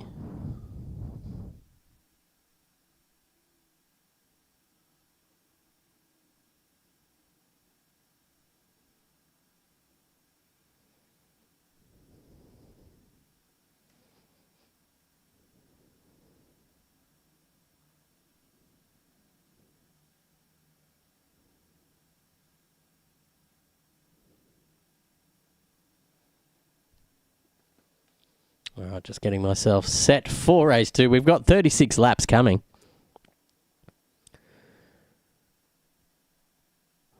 Reggie in the chat predicts Cotter for the win. Hawkins a podium. So Hawkins up from the 3rd row. Obviously, Nick Mello is looking for a good start on the Super Softs. Yeah, it's very hard to pick. Reggie. Everyone's so evenly balanced here, this field. So we got the lights on. And we are almost set for a start in race 2. That's our cars ready. Let's get to the starting positions. And the lights are out and we're off and racing. And it looks, as predicted, Mello gets a... Oh, no, Walsh has just been binned again. That's 2 out of 2 races for Walshy. Very unfortunate. Nick Mello getting a lot of wheel spin. And Matt Cotter will lead into turn 1 on the Super Softs again. Hawkins and Mello in close pursuit, with Ferguson up into 4th, and his teammate Marsden is just hanging around the outside with Alex McEwen having a look up the inside. Scott Garrick behind him. Pearce and Sharp battling it out, and Marshall rounding out the top 10. But up to the front of the pack, and it is Matt Cotter with a couple of tenths, maybe half a second now, to Nick Mello. Both of these guys, all 3 of these guys on the Super Soft, so they will be streaking away from the field at a rate of knots. And our first soft runner is Andrew Ferguson. And he's got a sizable gap to Alex McEwen behind, so that's a second gap. We're going to look back in the field, and it's Garrick right up behind, should I say. His teammate, Andrew, sorry. Marsden, it's all happening here. Poor old daddy's going to lose his voice soon, I think. And that... one of those Norton Hornets is looking very racy as well. That's Pearce, and that is because he is on the super soft tyre as well. He's going to be trying his best to filter his way through the traffic. We're going to watch him there. As all these cars are very closely one behind one each other. Guy Duff, the first time we've seen him tonight. He must have got tangled up in the shenanigans in race 1 and spent most of his time near the back. But he's right up behind Alex Fazzari in that lovely-looking FGX. And he's going straight up the inside on the Super Softs. Fazzari's going to try and argue the point around the outside. Not going to work for Duff this time. Looks for maybe a bit of a switchback now. Takes the wider line out through the southern loop. Trying to duck in back on the inside to have that run down to... Oh, a bit of server lag, and that's Bill Kosmarikis around in the background. That is James Delaney as well, I believe. There's cars off everywhere. There's certainly a bit of server lag happening here. Not much we can do about it, unfortunately. We just got to race on. These things happen. You just got to think of it as maybe a bit of a mechanical problem. If you want to line it up with something in the real life that happens that's out of your control. Walsh down to 24th off the start. Very unfortunate for Walsh. He's been doing a lot of practice, and he was one of the quickest guys in the practice server. Absolutely punted off the start in both races. Very much unfortunate for him. There's a battle down there with Marshall and Sharp and Shipley as well. These guys are all going for it, nose to tail, three of them, and Jenkos coming up behind them. Marshall with looks like the best run out of that, but Shipley's got the double suck, and he'll probably have his first crack, or first say, up the inside. But Marshall has now got the overlap happening on Brodie Sharp in front. Makes that move into turn one nice and easily. Shipley's lining up as well, and it looks like he's going to get that move done in before turn two.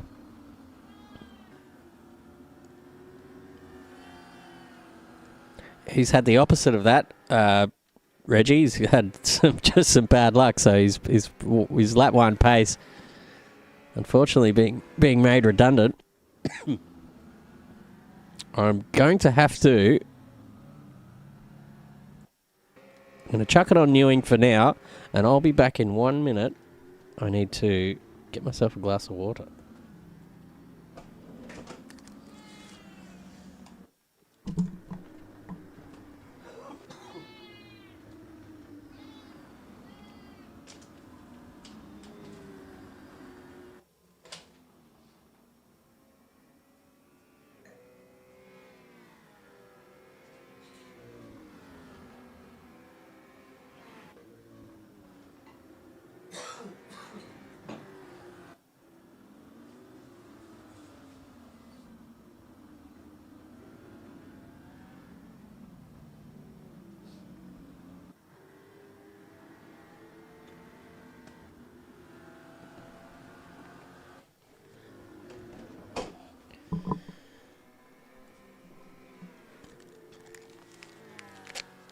Sorry about that, ladies and gents. We are back in the action. Voice was starting to get a bit hoarse as Nick Mello set the fastest lap of the race last time, and he is all over the back of Matt Cotter right now, heading into what part of the circuit we're on? Into the Honda hairpin. So these guys starting to get a little battle forming, and Cotter might be actually thinking about doing a bit of defensive driving, at least hold Mello off until the first round of pit stops.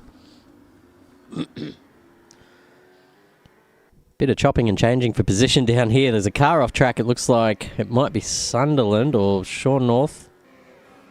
I think it's Sunderland off the track, which promotes Smith, Price and Kennedy and Walsh and Fazzari all up a position. Old Sean North has taken a little scenic route. So we thank North Star Transport for sponsoring our Sean North driver, number 27, here for SDG Racing. Checking in on Lawrence Smith now. A couple of Nissans just banging it out. We got Riley Price just in front of him.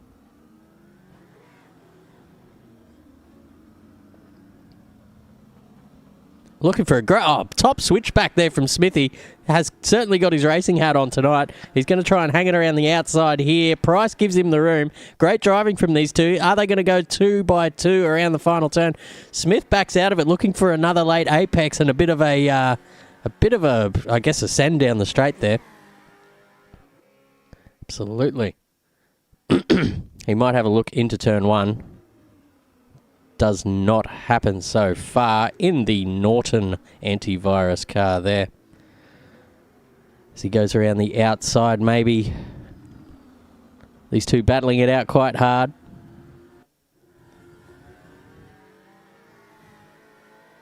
Still no luck yet with Price holding his own here with Smith looking very racy behind.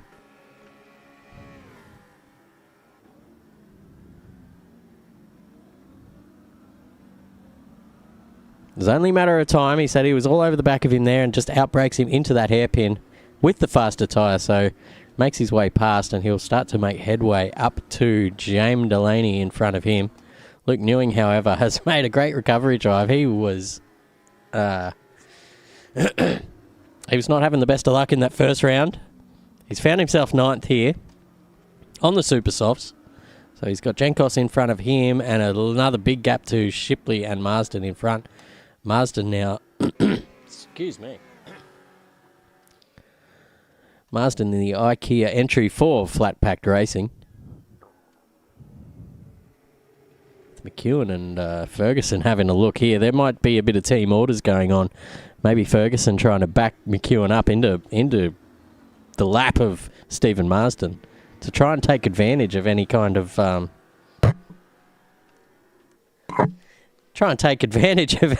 opportunity that will happen.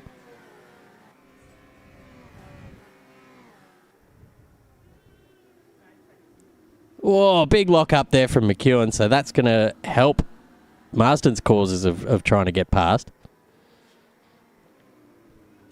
Bit of swapping for position down in the field there with North and Park. I think they're both teammates this season. But Cotter now stretching his lead out to just under a second to Nick Mello. Ryan Hawkins in third. Absolutely fantastic showing from him in his first V8 supercar race. Ferguson holding on to top 4 with Alex McEwen. Alex Ferguson, a long-time coach for Arsenal Football Club. Anyone is into that sort of thing. There's been a swap position, and that's Mello into the pits now. He's the first to blink from the super soft runners in that front group. So he's going to try and get out, maybe hopefully into a bit of clear air, and there is. Looking back, there's a big 20-second gap in front of Shipley. So if he can get out on track here, it's going to be tight. I don't think he's going to be able to lead into the first turn. So he's going to have 3 cars all in front of him now. That's going to absolutely stop his momentum moving forward in this race. You'll see Cotter and Hawkins. We'll keep an eye on when they pit. I've got a feeling maybe two or three more laps at that pace, and they might be able to come out in front of that little group there. And that will be a big turning point in this race. Smith and Sharp battling for position at the moment. I think Smith has just got past on those super softs. So Sharp won't be able to do much in the way of a reply. It seems our pit stop strategy thing is working. So Mello's the only one to have taken a pit stop so far. McEwen and Ferguson still battling out. Up around Lukey Heights and down into this heavy braking zone. McEwen trying it around the outside down at the bottom of the hill, and I think that's going to be just enough to make that move stick. It certainly is great overtake there. Very good vision from both drivers to navigate that overtake. Excuse me, my voice is starting to go.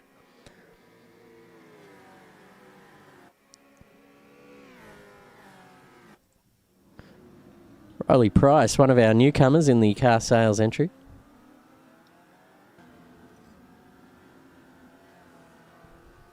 Only signed up the other day, so he's on minimal practice, but he's certainly proven himself to know his way around V8 Supercar. Newing as our second super soft driver in the pits. So these super soft tyres are starting to give way for everyone. We'll see. Our top 2 runners are still going strong here, 8 laps in. But we'll see what sort of lap times they've done. So their last lap was a 1:31.3, a 1:31.7, and McEwen a 1:32.1. So they're still a little ways off. But it looks as if they're starting to level out now. So around the, around the 8 lap mark is when these 2 tyre compounds start to cross over, and one of them begins to be the faster option. As we see, McEwen now is going to set maybe a low to mid 31s if he can hold on to this lap, which will be faster than the top 2 on those super softs. So it's probably about time that they thought about coming into the pits. They're going to go around again, but Hawkins is the second man to blink. So if he can get out in front of that group that's about here, Shipley, who's coming around the final turn now. Hawkins is not quite moving yet. He's moving now, but he's going to be caught out again, so he's going to be just in front of Mello, I believe. But Mello having the tyres up to tempered, he's going to have that overtake pretty much stitched up into turn 1. So the undercut working for Nick Mello, getting himself up into a aggregate P2.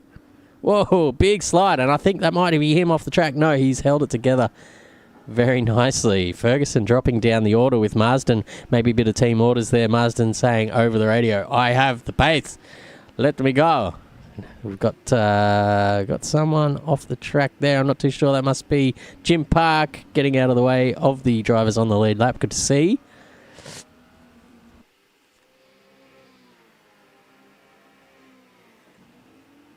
James Delaney up into 10th place. He's got Garrick in front.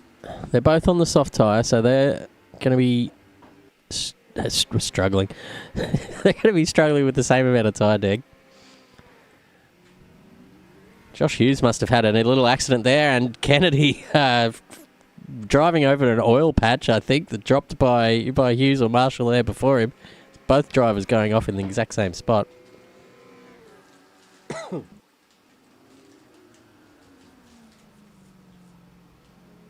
Shaggy Smith's one of the last drivers on the Supers. Nick Mello now finds himself up behind Daniel Jankos.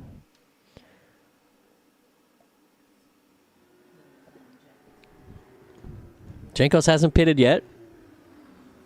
And Mello's on a brand new set of softs, so he's going to have... Oh, bit squirrely, both of them coming into turn 3. Turn 2, sorry, and turn 3. And Mello with the advantage coming out of there. He's going to have the inside line, 4 stone a corner, and therefore possibly the better run into the hairpin. He's going to cover him across onto the inside and do a bit of a defensive move there. It's probably not quite necessary. I think Jankos was going to let him go anyway. Oh, and that's Jim Park again off the track.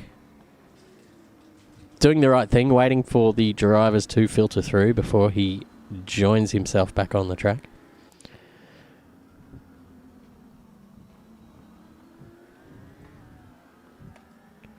Walsh on the recovery drive after being absolutely binned the second time in a row off the front row. Oh my lord, that's I've not seen that kind of bad luck for quite a while. Bad luck there for Walshy, but at least he's sticking with it. He's not rage quitting the whole season because of one bad race. Swap for the lead now with Cotter now coming into the pits, which gives McEwen the lead of the race. Marsden second, Ferguson third. Flat Pack Racing would like the race to be stopped here, ladies and gentlemen, and take those 2 podium positions. But sadly, we still have 25 laps to go. Matt Cotter comes out actually behind Nick Mello, so the undercut has worked. An absolute treat for Nick Mello, who has just slingshotted himself up into first position. Cotter hanging on to those old super softs, maybe 2 laps too long. He will have the advantage of fresher softs towards the end, but looks like our man Ryan Hawkins is giving him a fine battle here at the moment before those softs take a long time to get up to temperature. So he'll be skating around on ice for the first maybe half a lap here before they start to get some temp and then therefore a bit of grip. So Hawkins is going to take that position. Cotter losing out 1, 2, 3, 4 positions to Nick Mello, who is now our leader of the race, really. The guys in front of him are yet to make a pit stop, and they're only 10, 15 seconds up the road. Well within the pit stop range. So Project 4 looking for a very good outing here in their first crack at the AK Racing V8 Supercars Championship. He's got a lap car in front of him to navigate. It looks to be Sean North. So doing his best there to sidestep him down the straight. Good stuff getting those blue flags out of the way.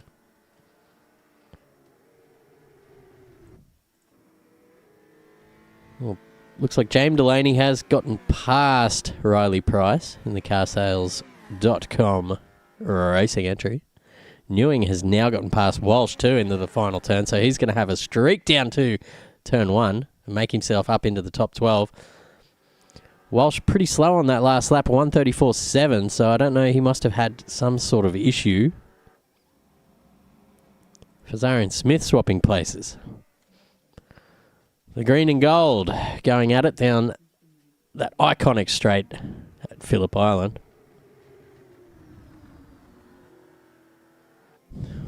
We got Cotter now making his way up beside Jankos into Siberia by the looks of it. And he will take that position. Cotter's going to be on an absolute warpath now, I've got a feeling. Just seeing that how much ground he lost. It's about 8 seconds, 11 seconds to Nick Mello. That undercut was strong. What a great pit strategy there from Nick Mello. Pitting early. He was one of the first ones to come in. It very much paid off for him. Now Cotter finds himself stuck behind a bit of traffic. See how he goes. You can hear the sound on the inside of these cars. Very big slide there from Hawkins in front. That's going to stunt his momentum down the straight. Cotter's going to be all over that. Let's have a look at the wide view. He's up. He's got the overlap. He might even have both of them here. Shipley as well. Up beside Shipley. Definitely got the grip and the pace and the exit too. So Cotter's just made up almost 2 in 1. Shipley's going to try and argue the situation up the inside of this southern loop. But Cotter getting the power down nicely. And that will be him propelling down this straight to the Stoner corner and into Honda hairpin, where he will just make up 2 spots for 1. Thank you very much. And now he's got 4.5 seconds to make up to Nick Mello for the net lead of the race.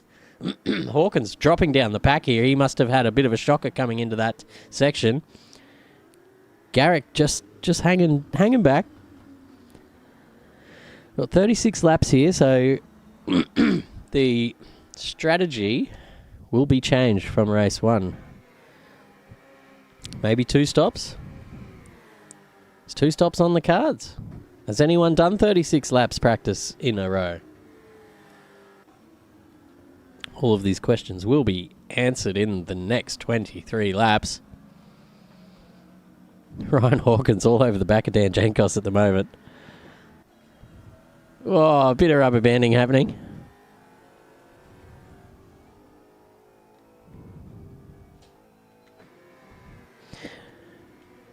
Yeah, that's right. But, Reggie, if you do enough practice, you should have a super soft setup, so a qualifying setup and a race setup that is a bit more balanced towards the softs, as that's where you'll be doing most of your running.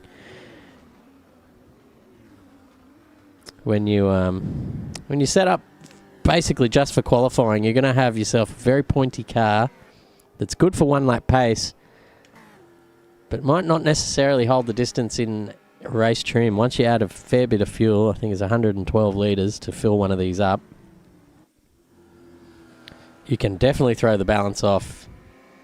So you want something a little bit more friendlier to drive as a race setup.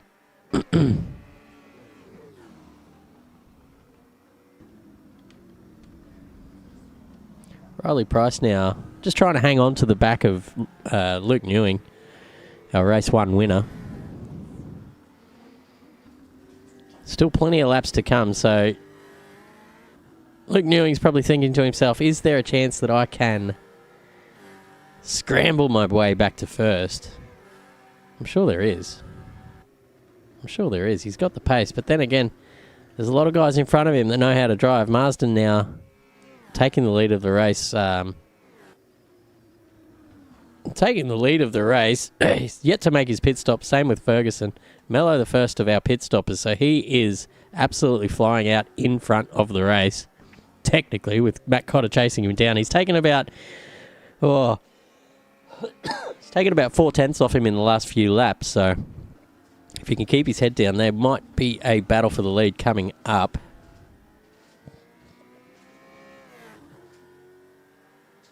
Yeah, that's right, Reggie. You hit the nail on the head there. You can have an aggressive setup, but you got to have the skill to drive it. And once the tyres start to go, an aggressive setup is a lot more difficult to maintain a good pace in than something that's a little bit more balanced.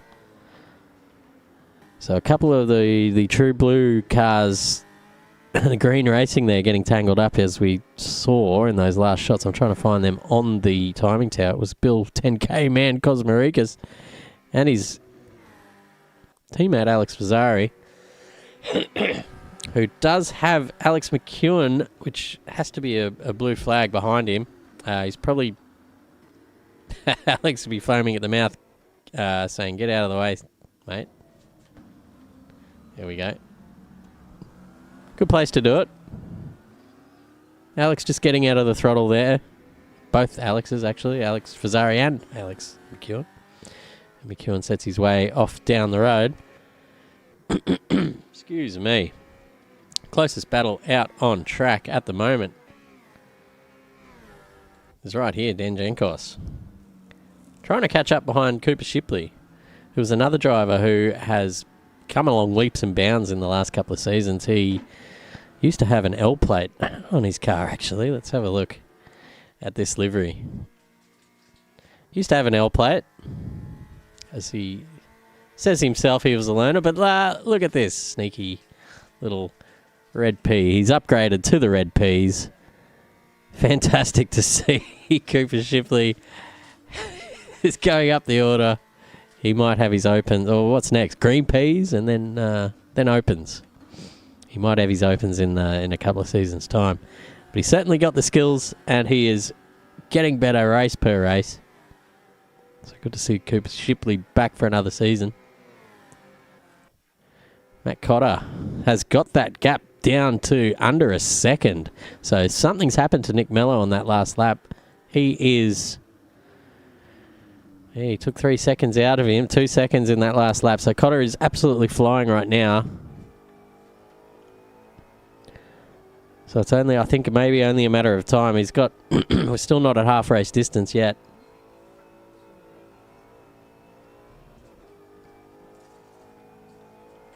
You can hear that V8 thumping down the straight.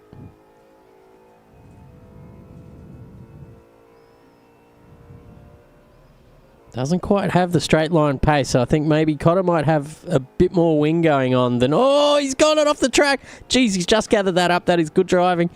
And managed to make up a fair amount of ground there too on Nick Mello in front, who seems to be struggling a little bit on these tyres. What was his last lap? Was a 1:33.4, plays a 1:31.5, so 2 seconds faster for Matt Cotter around that last lap alone, and he's going to line him up and just have the send into the Honda hairpin here. Both drivers giving each other room, as you would expect, but there's a bit of contact. Oh, and they're both off. Matt Cotter doing the right thing and letting Nick Mello regain that position. Look, you get these guys, they race so hard. It's hard not to have a little bit of contact sometimes, but when it does happen, you want to do the gentlemanly thing, and you want to give that position back. Nick Mello locking up the rears heading into Lukey Heights, and that's given Matt Cotter the lead of this race right now, or the aggregate lead of this race right now, as the two drivers in front of him are yet to pit. But that is a fantastic drive. That's fantastic pressure from Matt Cotter to put Mello under that pressure. Now he's under pressure from his own teammate, actually, and he's knowing how these tyres work this season. Once you sort of lean on them a little bit too much, they can overheat, and it will take a fair few corners for them to settle back down into their optimal temp range. And I think Nick Mello might be struggling with a bit of that now with that big slide he had into Lukey Heights. And there's a bit of service shenanigans there, but Luke, why do I keep calling him Luke? Alex McEwen takes that position off his teammate for now. I'm sure they're on the comms to each other. Mate. Just step out of the way for now. If you've got more pace later, we can trade the positions back.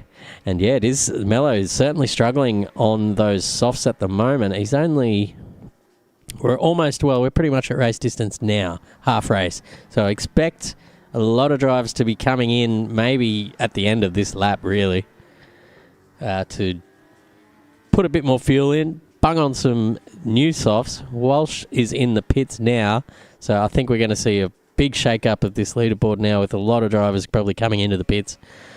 I'm not sure if anyone... Do we have super stuff runners? Yeah, we do. We got Garrick out on supers and Smith still.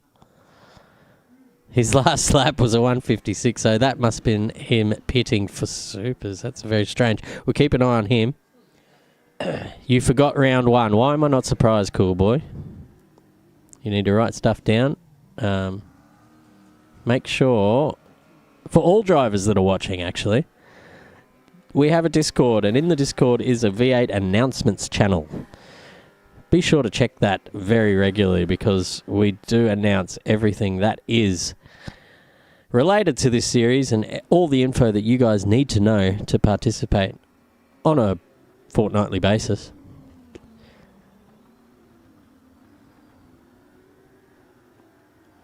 So, yep. Check in and always check in with the Discord. You can get the app on your phone, so you're never missing out on any sort of crucial info. James Delaney into the pits now. So he's going to drop down the order a little bit.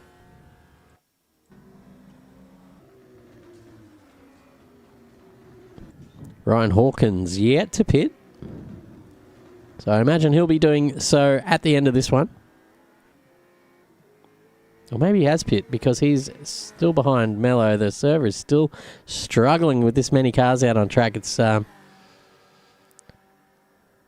they have to be doing a one-stop. And I think now's the time to come in if they are. Because I'm not sure. Let's check in with Ferguson and Marsden and see what sort of laps they're doing. So their last lap, Ferguson's last lap was a 134, and you'll see he's coming into the pits now. So that is him coming in probably for another set of softs to finish off the race.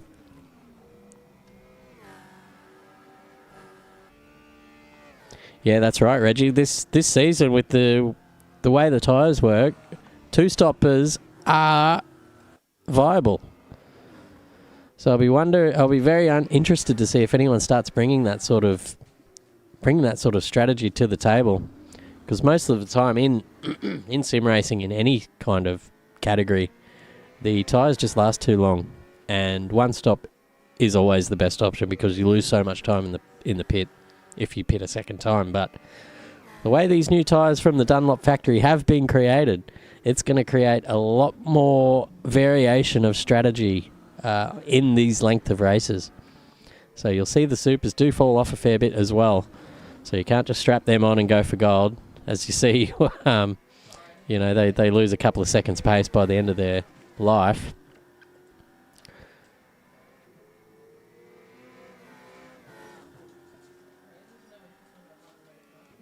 I think we might just be to the end of all these pit stop cycles now. So Cotter is the leader of the race with Alex McEwen and Nick Mello in second and third. That is Project 4 with 2 out of 3 on the podium. This season we are bringing back the Teams Championship. So as you'll notice, there's a few team liveries out there. This being one of them is Hawkins, and behind him is Luke Newing in the number 94. Beautiful looking liveries. Let's get a little closer look at this. I only have the 1K resolution on my machine because the V8s are quite, I guess they take a big hit on performance. So it's a beautiful looking livery. Well done, Luke Newing there. There's a swap position, actually. We've got Hawkins up behind Mello. So Mello is really struggling on these supers. I think he is just dropping. Well, he was overtaken by his teammate not that long ago, and he's already 7 seconds off the pace. So my potato PC is still running. There are no smoke signals coming out of the back of it, which is always a good sign. You know, not everyone's uncle owns a Ferrari. Reggie, so we can't all afford the bloody top of the line PCs. That's why we're out here. Sim racing instead of real racing. Alex McEwen has now found a fair bit of pace in the back end of this race. He is 4/10 behind the lead of this race now, with Matt Cotter going into defensive mode, looking at the lap counter saying, oh boy, I've got 15 laps to hold this guy out. How's he going to do it, ladies and gentlemen? Is he going to try and defend into the turn one? But it looks like McEwen is on an absolute run here. He's got a perfect run out of the final turn, and he's going to propel himself up side by side, and he's going to get that move done for the lead into turn one. With 14 laps to go, Alex McEwen takes the lead of this race.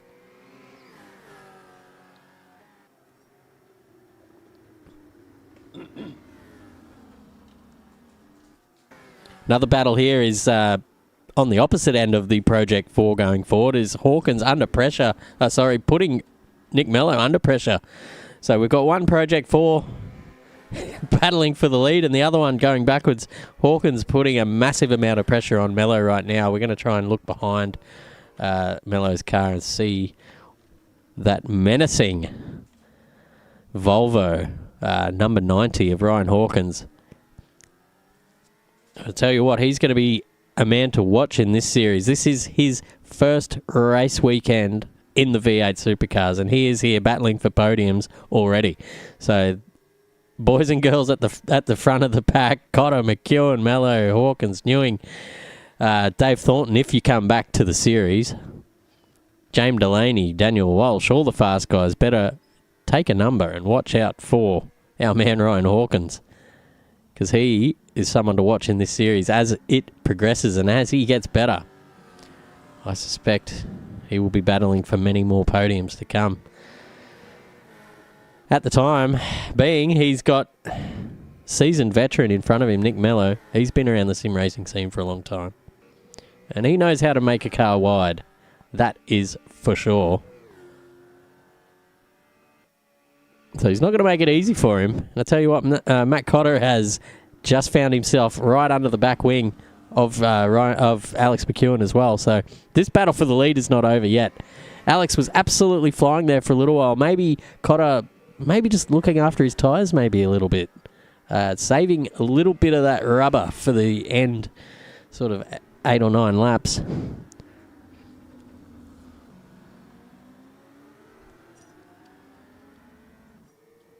Reggie's uncle bought his PC for him.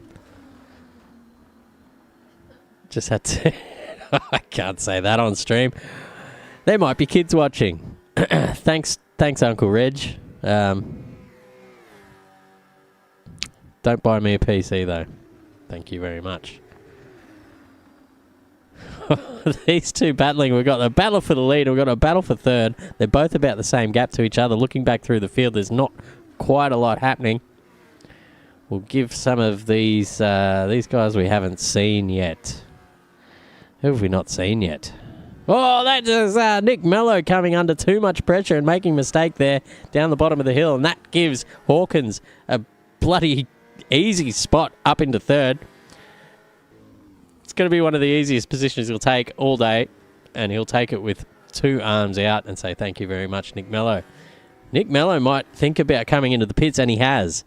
Those softs have had enough. He might have overdriven them, overheated them, and flat spotted them to the point where he can no longer go on, and he has to come in to stop again. That's our first double stopper. So he'll be maybe even thinking about, oh, geez, I tell you what, super softs for 12 laps. I don't know.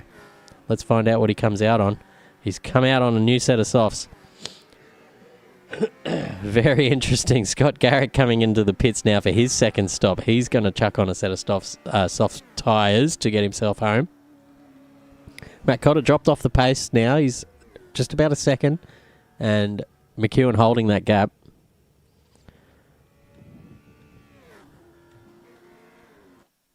Yeah, I think you had Newing up there in your top 3, Reggie. So he's got a fair amount of ground to cover. Our Delta Racing boys back in 12th and 13th. Both had a bit of bad luck. So both on recovery drives at the moment. And Riley Price making his way up behind one of these Delta Racing cars. So he's another one to watch. Very new to the series. Certainly got a bit of pace there as he's knocking on the door of a top 10 finish. Still got a few cars in front of him, but he's definitely made up ground to known fast boy, or actually self-proclaimed fast boy Daniel Walsh. You ask him, he'll tell you. Cotter dropping off another second from Alex McEwen. So McEwen well in control of this race so far. Josh Hughes, soon to be first-time father. Congratulations, Joshy. He's got a little bun in the oven. Due any day now, from what I've been told. So mustn't be there yet because he's out here racing in the server.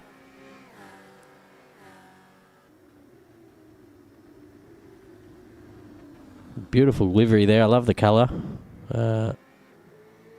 Fan of my green racing cars. So we got two of them here in a line. So I'll just park up here and watch that for a little while. Speaking of parking up, that is Jim Park parking it up at the exit of the Honda hairpin. And he gets back out on track safely. These two going side by side now. This is some exciting stuff. Is that Nick Mello coming up behind? It's a lap car, and the guys have come together, and that's hampered Nick Mello, and that puts him around. Josh Hughes goes back to the pits. Fazari's going to plough on. What happened to Mello? He is just getting back onto the circuit now, and he's going to be taken by Shipley. That's unfortunate with Jankos coming up behind him as well. Very unfortunate there for Mello, but these things happen. It looked like, to me, one of those green cars just gassed it up a little bit. Maybe got a bit nervous with the lapping car coming up behind and got a bit squirrely. The rear end got lost. Jankos going off the track there. And all three sort of coming together. And poor old Nick Mello copping the worst of it. Actually, Hughes is DNF'd now. He's had enough. Jim Park off the track again. Parky, go and get some new tyres, mate. I think you're done there. Or at least those tyres are done. Scotty Garrick on the brink of the top 10 finish. He's got Lawrence Smith in front of him in that Norton antivirus Hornet. Nissan Altima L33 V8 supercar. Probably the best supercar to ever be produced. Don't at me. Nick Mello up behind Cooper Shipley now. It looks like Mello's starting to find a bit more pace in these new softs. Certainly can overdrive this new tyre model. And I think Mello might have fallen victim to that in this first stint. Pushing hard to get that podium position, but as we saw towards the end of that stint, he was just struggling to keep it on the track.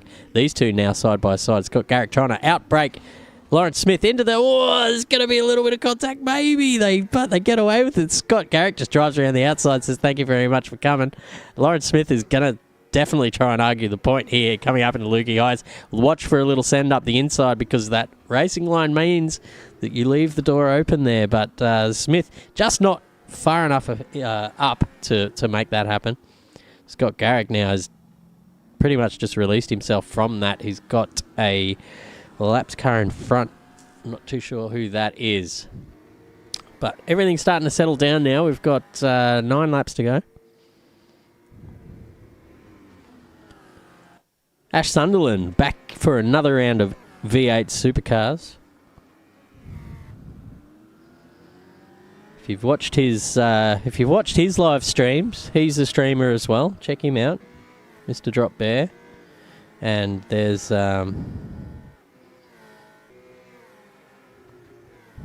if you've seen his stream, you might know that his favourite number is 420, as he says in his little questionnaire that we sent out to all the races.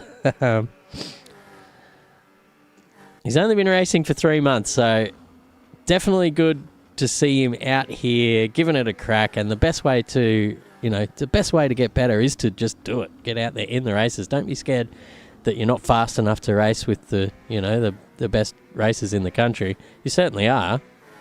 Here he is. He's in the track. He's in the server, giving it his best. He may be 24th, but I can guarantee you he's got a big smile on his face. His favourite driver is Van Gisbergen. Guy Duff, our second Pro Sim centre car. Out on track. He is teammates with Scott Garrick.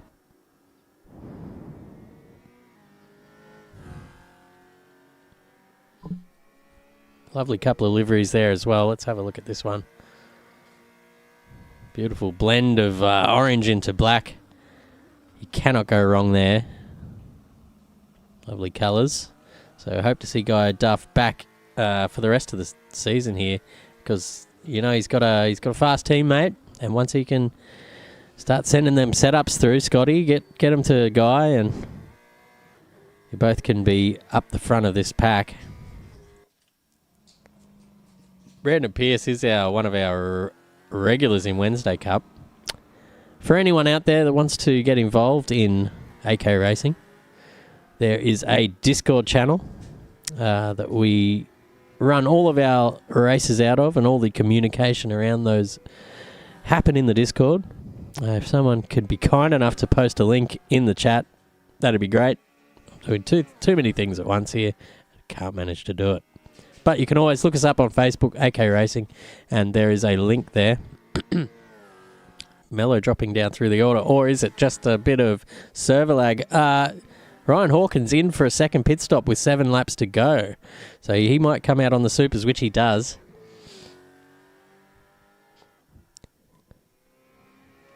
Yeah, you're right. Alex McEwen is absolutely putting the sword to Matt Cotter. His last lap was a 132 dead, whereas Matt Cotter's was a 132.9, so 9/10ths in it per lap. Cotter getting tangled up with a bit of lap traffic there. It looks like Shaggy Smith. Or is it Pierce? They both in the Norton Hornet Altimas. That is a bit cheeky of that Altima. Don't want to be sending it up on the leader there. That is a blue flag. It is Shaggy Smith. He knows better than that. So he's just trying to hold on. Matt Cotter coming in. Matt Cotter coming into the pits. That's an interesting decision. He's got a 19-second gap to the car behind in Marsden. Actually, both cars are into the pits. McEwen has taken a pit stop. So the two-stop strategy, Reggie, is starting to take shape here. And Marsden is coming around the final turn. He might find himself in the lead of this race. He will, with 7 laps to go. Marsden's on an old set of softs. He's just done a 32.1, which matches what McEwen did that previous lap. And he's got a 3.5 second advantage over McEwen, who is being towed by Matt Cotter, who had an absolutely brilliant pit stop. He has made up, 3.5 seconds there just on that pit stop. Fantastic driving from Cotter. He's always been very good with his pit stops, and that just proves it there. My goodness, he's made up a lot of ground.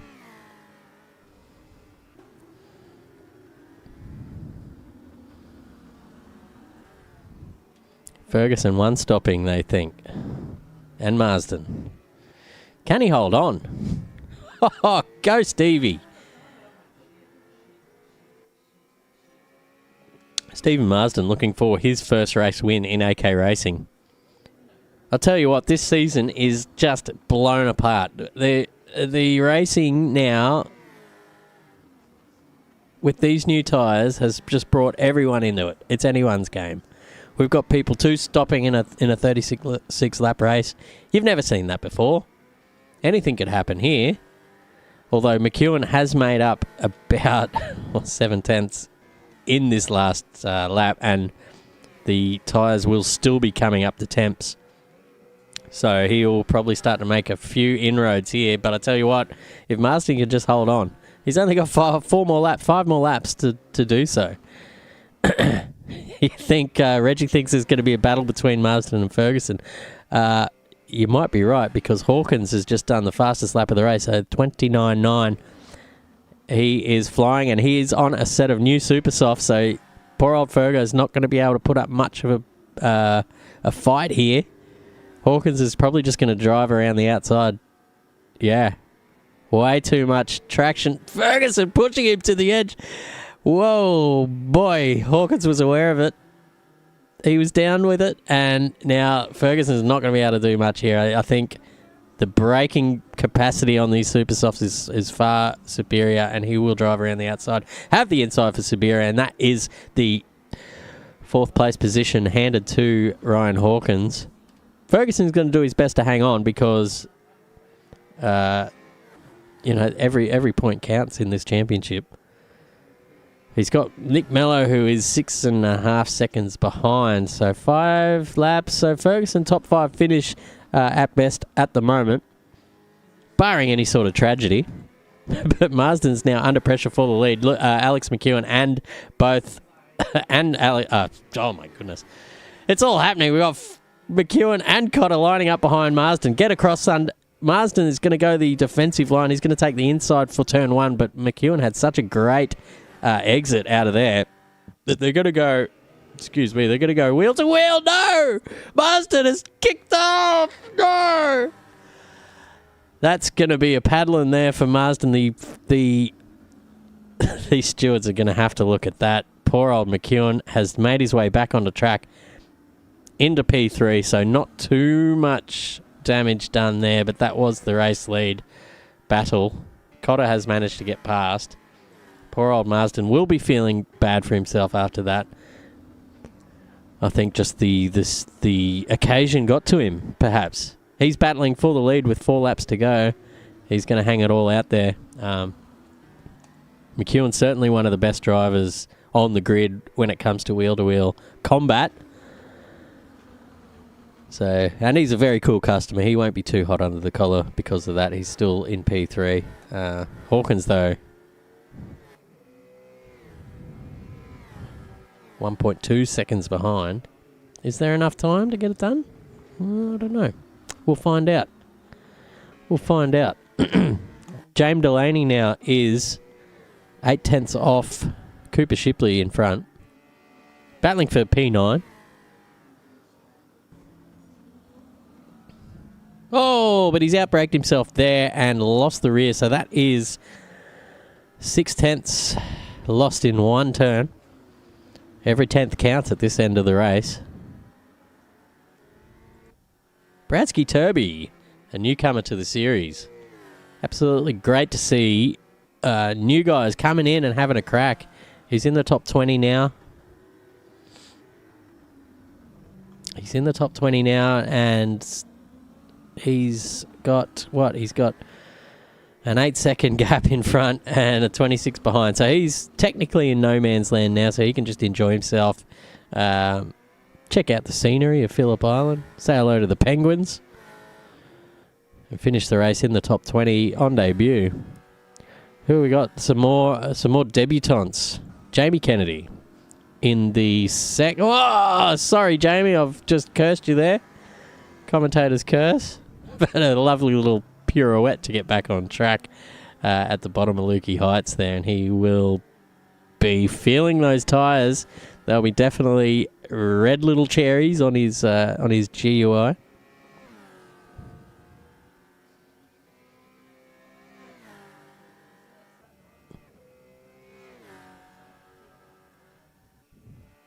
We've seen Jamie Kennedy in the Wednesday Cup.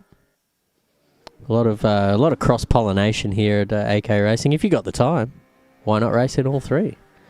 We've got our Aussie Racing Cars series starting next Sunday, which is shaping up to be one of the biggest series we run now. We've got over 40 sign-ups in the last couple of days since the sign-ups were opened.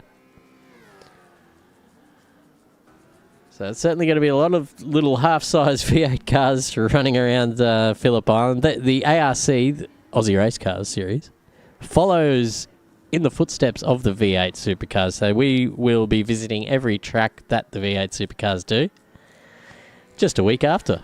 So we've got these two lining up on each other again. Let's see if they can navigate each other a little bit more cleanly this time.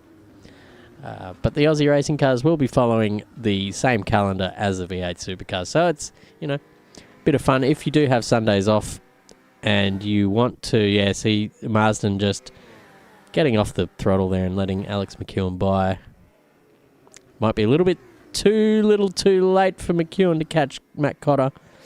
What could have been maybe a race win in round one. But as I've said many times, there is plenty of racing to come this season. Even if you haven't had the greatest of starts, doesn't mean you still can't win the championship. If Zach was here, I'd be rubbing it in a little bit more. He said earlier, I noticed a comment of his, he would have won if he didn't have so many incidents. To which I reply, well, I would have won if I had more points, and I did. Badum chush. That's enough out of me, as my co-commentator is probably sipping on a pina colada there in Bali, having a great time. James Delaney, half a second behind Cooper Shipley now, after that little mistake into the hairpin a while ago, which stunted his growth. But I tell you what, there's a closer battle on track. It's Ryan Hawkins up behind the other Volvo of Stephen Marsden, who is heading backwards in a very quickly manner. His one-stop strategy is starting to... his tyres are starting to feel the effects of that one-stop strategy. And you can just see he just cannot get the traction down enough to keep up with Hawkins, who is on, albeit a fairly old set of supers, but not as old as those softs that Marsden is trying to compete with. And that, ladies and gents, is enough for Marsden to drop out of the top three. And I think, Reggie, your prediction is coming true right now. You had Hawkins in the top three. You had McEwen and Cotter.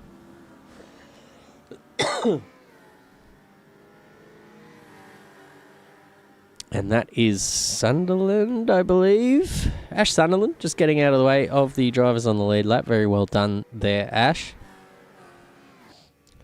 I'm sure he's streaming this live, so go check out his stream.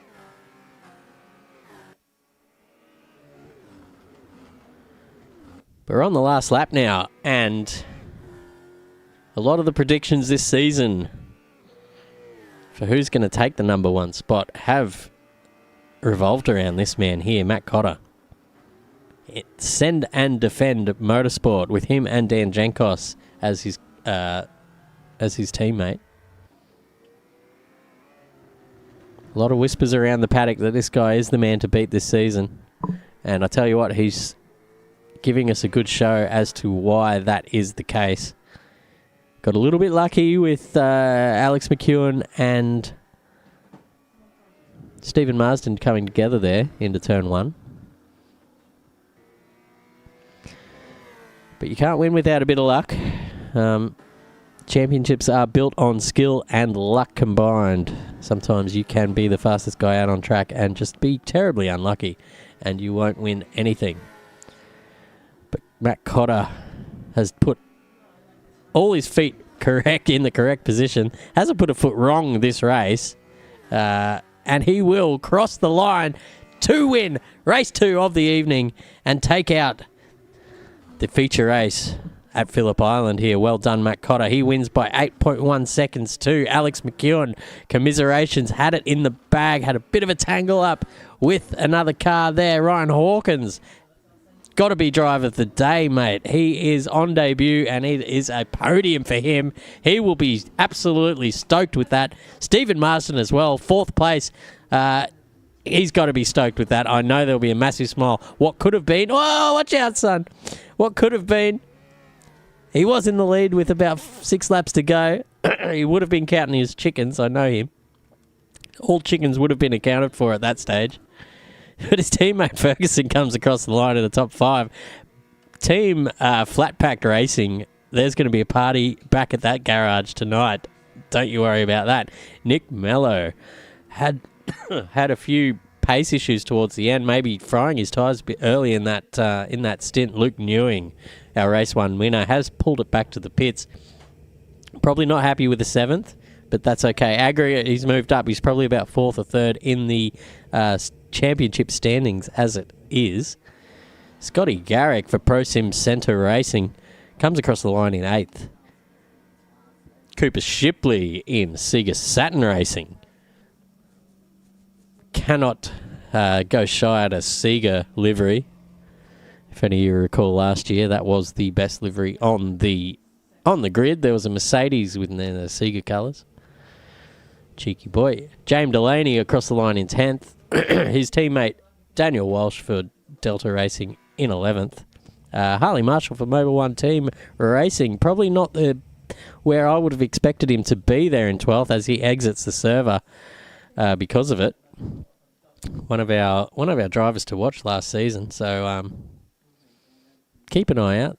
As I said, it is a long season. Harley Marshall is one of the fastest guys in this server now. He's had a fair bit of practice, and what else needs a bit of practice? My free cam skills. Goodness me. Let's try and get to the pit lane, shall we? Oh my God. There we go. Riley Price in 14th for Car Sales Racing. Whose first outing? Very good showing. Dan Jankos, our Super 2 winner, in 15th. Brody Sharp, who gave Jankos a fair run for that championship last year, in 16th. Bill the 10K man, Cosmerikas, in 17th. One of the nicest guys in sim racing. Alex Fazzari as well, his teammate, in 18th. Brandon Pierce in 19th. Bradsky Turby gets his top 20 on debut. Very good racing from him, and I'm sure we'll see a lot more of him in the season to come. Guy Duff for ProSim Centre Racing in 21st. Sean North for SDG Racing in 23rd. Jamie Kennedy for the ING, I guess it's Crashgate 2023, I'm pretty sure is his team, with Tyler Craig, who couldn't make it tonight. Sunderland in Sega Saturn Racing, and Jamie Hughes with an early DNF after getting a bit of a tangle up with the other guys there.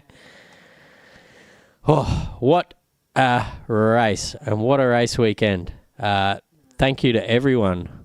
Thank you to all the drivers for coming out to making this like an absolute cracking first round. If that's what we got to deal with for the rest of the year, I am absolutely pumped for it. As I'm sure Zach will be now. He's watching somewhere with his pina colada, getting a cheap tattoo with a Bing Tang singlet on. Oh, got to catch my breath, but I want to thank everyone at home for watching and joining in on the chat. Makes the stream more enjoyable for me. Bit of crowd interaction is always nice. The chime in from Velocity Racing League was a very nice one as well. Good evening to those guys. Our next stream will be Wednesday night for the next round of Wednesday Cup in AK Racing. We are racing from... let me see. We are racing from Brands Hatch, crowd favourite, in the Caterham car. So it's a very beginner-friendly series. If anyone's out there watching and just wants to dip their toes into a bit of sim racing and a bit of league racing, that Wednesday Cup is the actual perfect place for that. All races are streamed live here on the AK Racing channel on YouTube. On YouTube, sorry. So you can watch it back after the race. You can send it to your mum, send it to your auntie and say, hey, look, I've made it. I'm a real racing car driver. But those Caterhams are a hell of a lot of fun to drive and a good learning vehicle to practice your racecraft, practice your driving techniques. Another new series starting I talked about earlier was the Aussie Racing Cars. That starts next Sunday night. So that will run every 2 weeks in conjunction with the V8s. Get your sign-ups in. The grid is almost full, but we will not stop people from signing in. And that's about all we've got for tonight. Thanks to everyone for watching. It's been a cracking first round for one of the biggest leagues in the country. Thank you all at home. My name's been Chris Munro, and you will hear from me every couple of weeks in this series and Wednesday Cup. But yeah, that's all we've got for tonight. So signing off. We'll catch you guys next stream on Wednesday. Bye for now.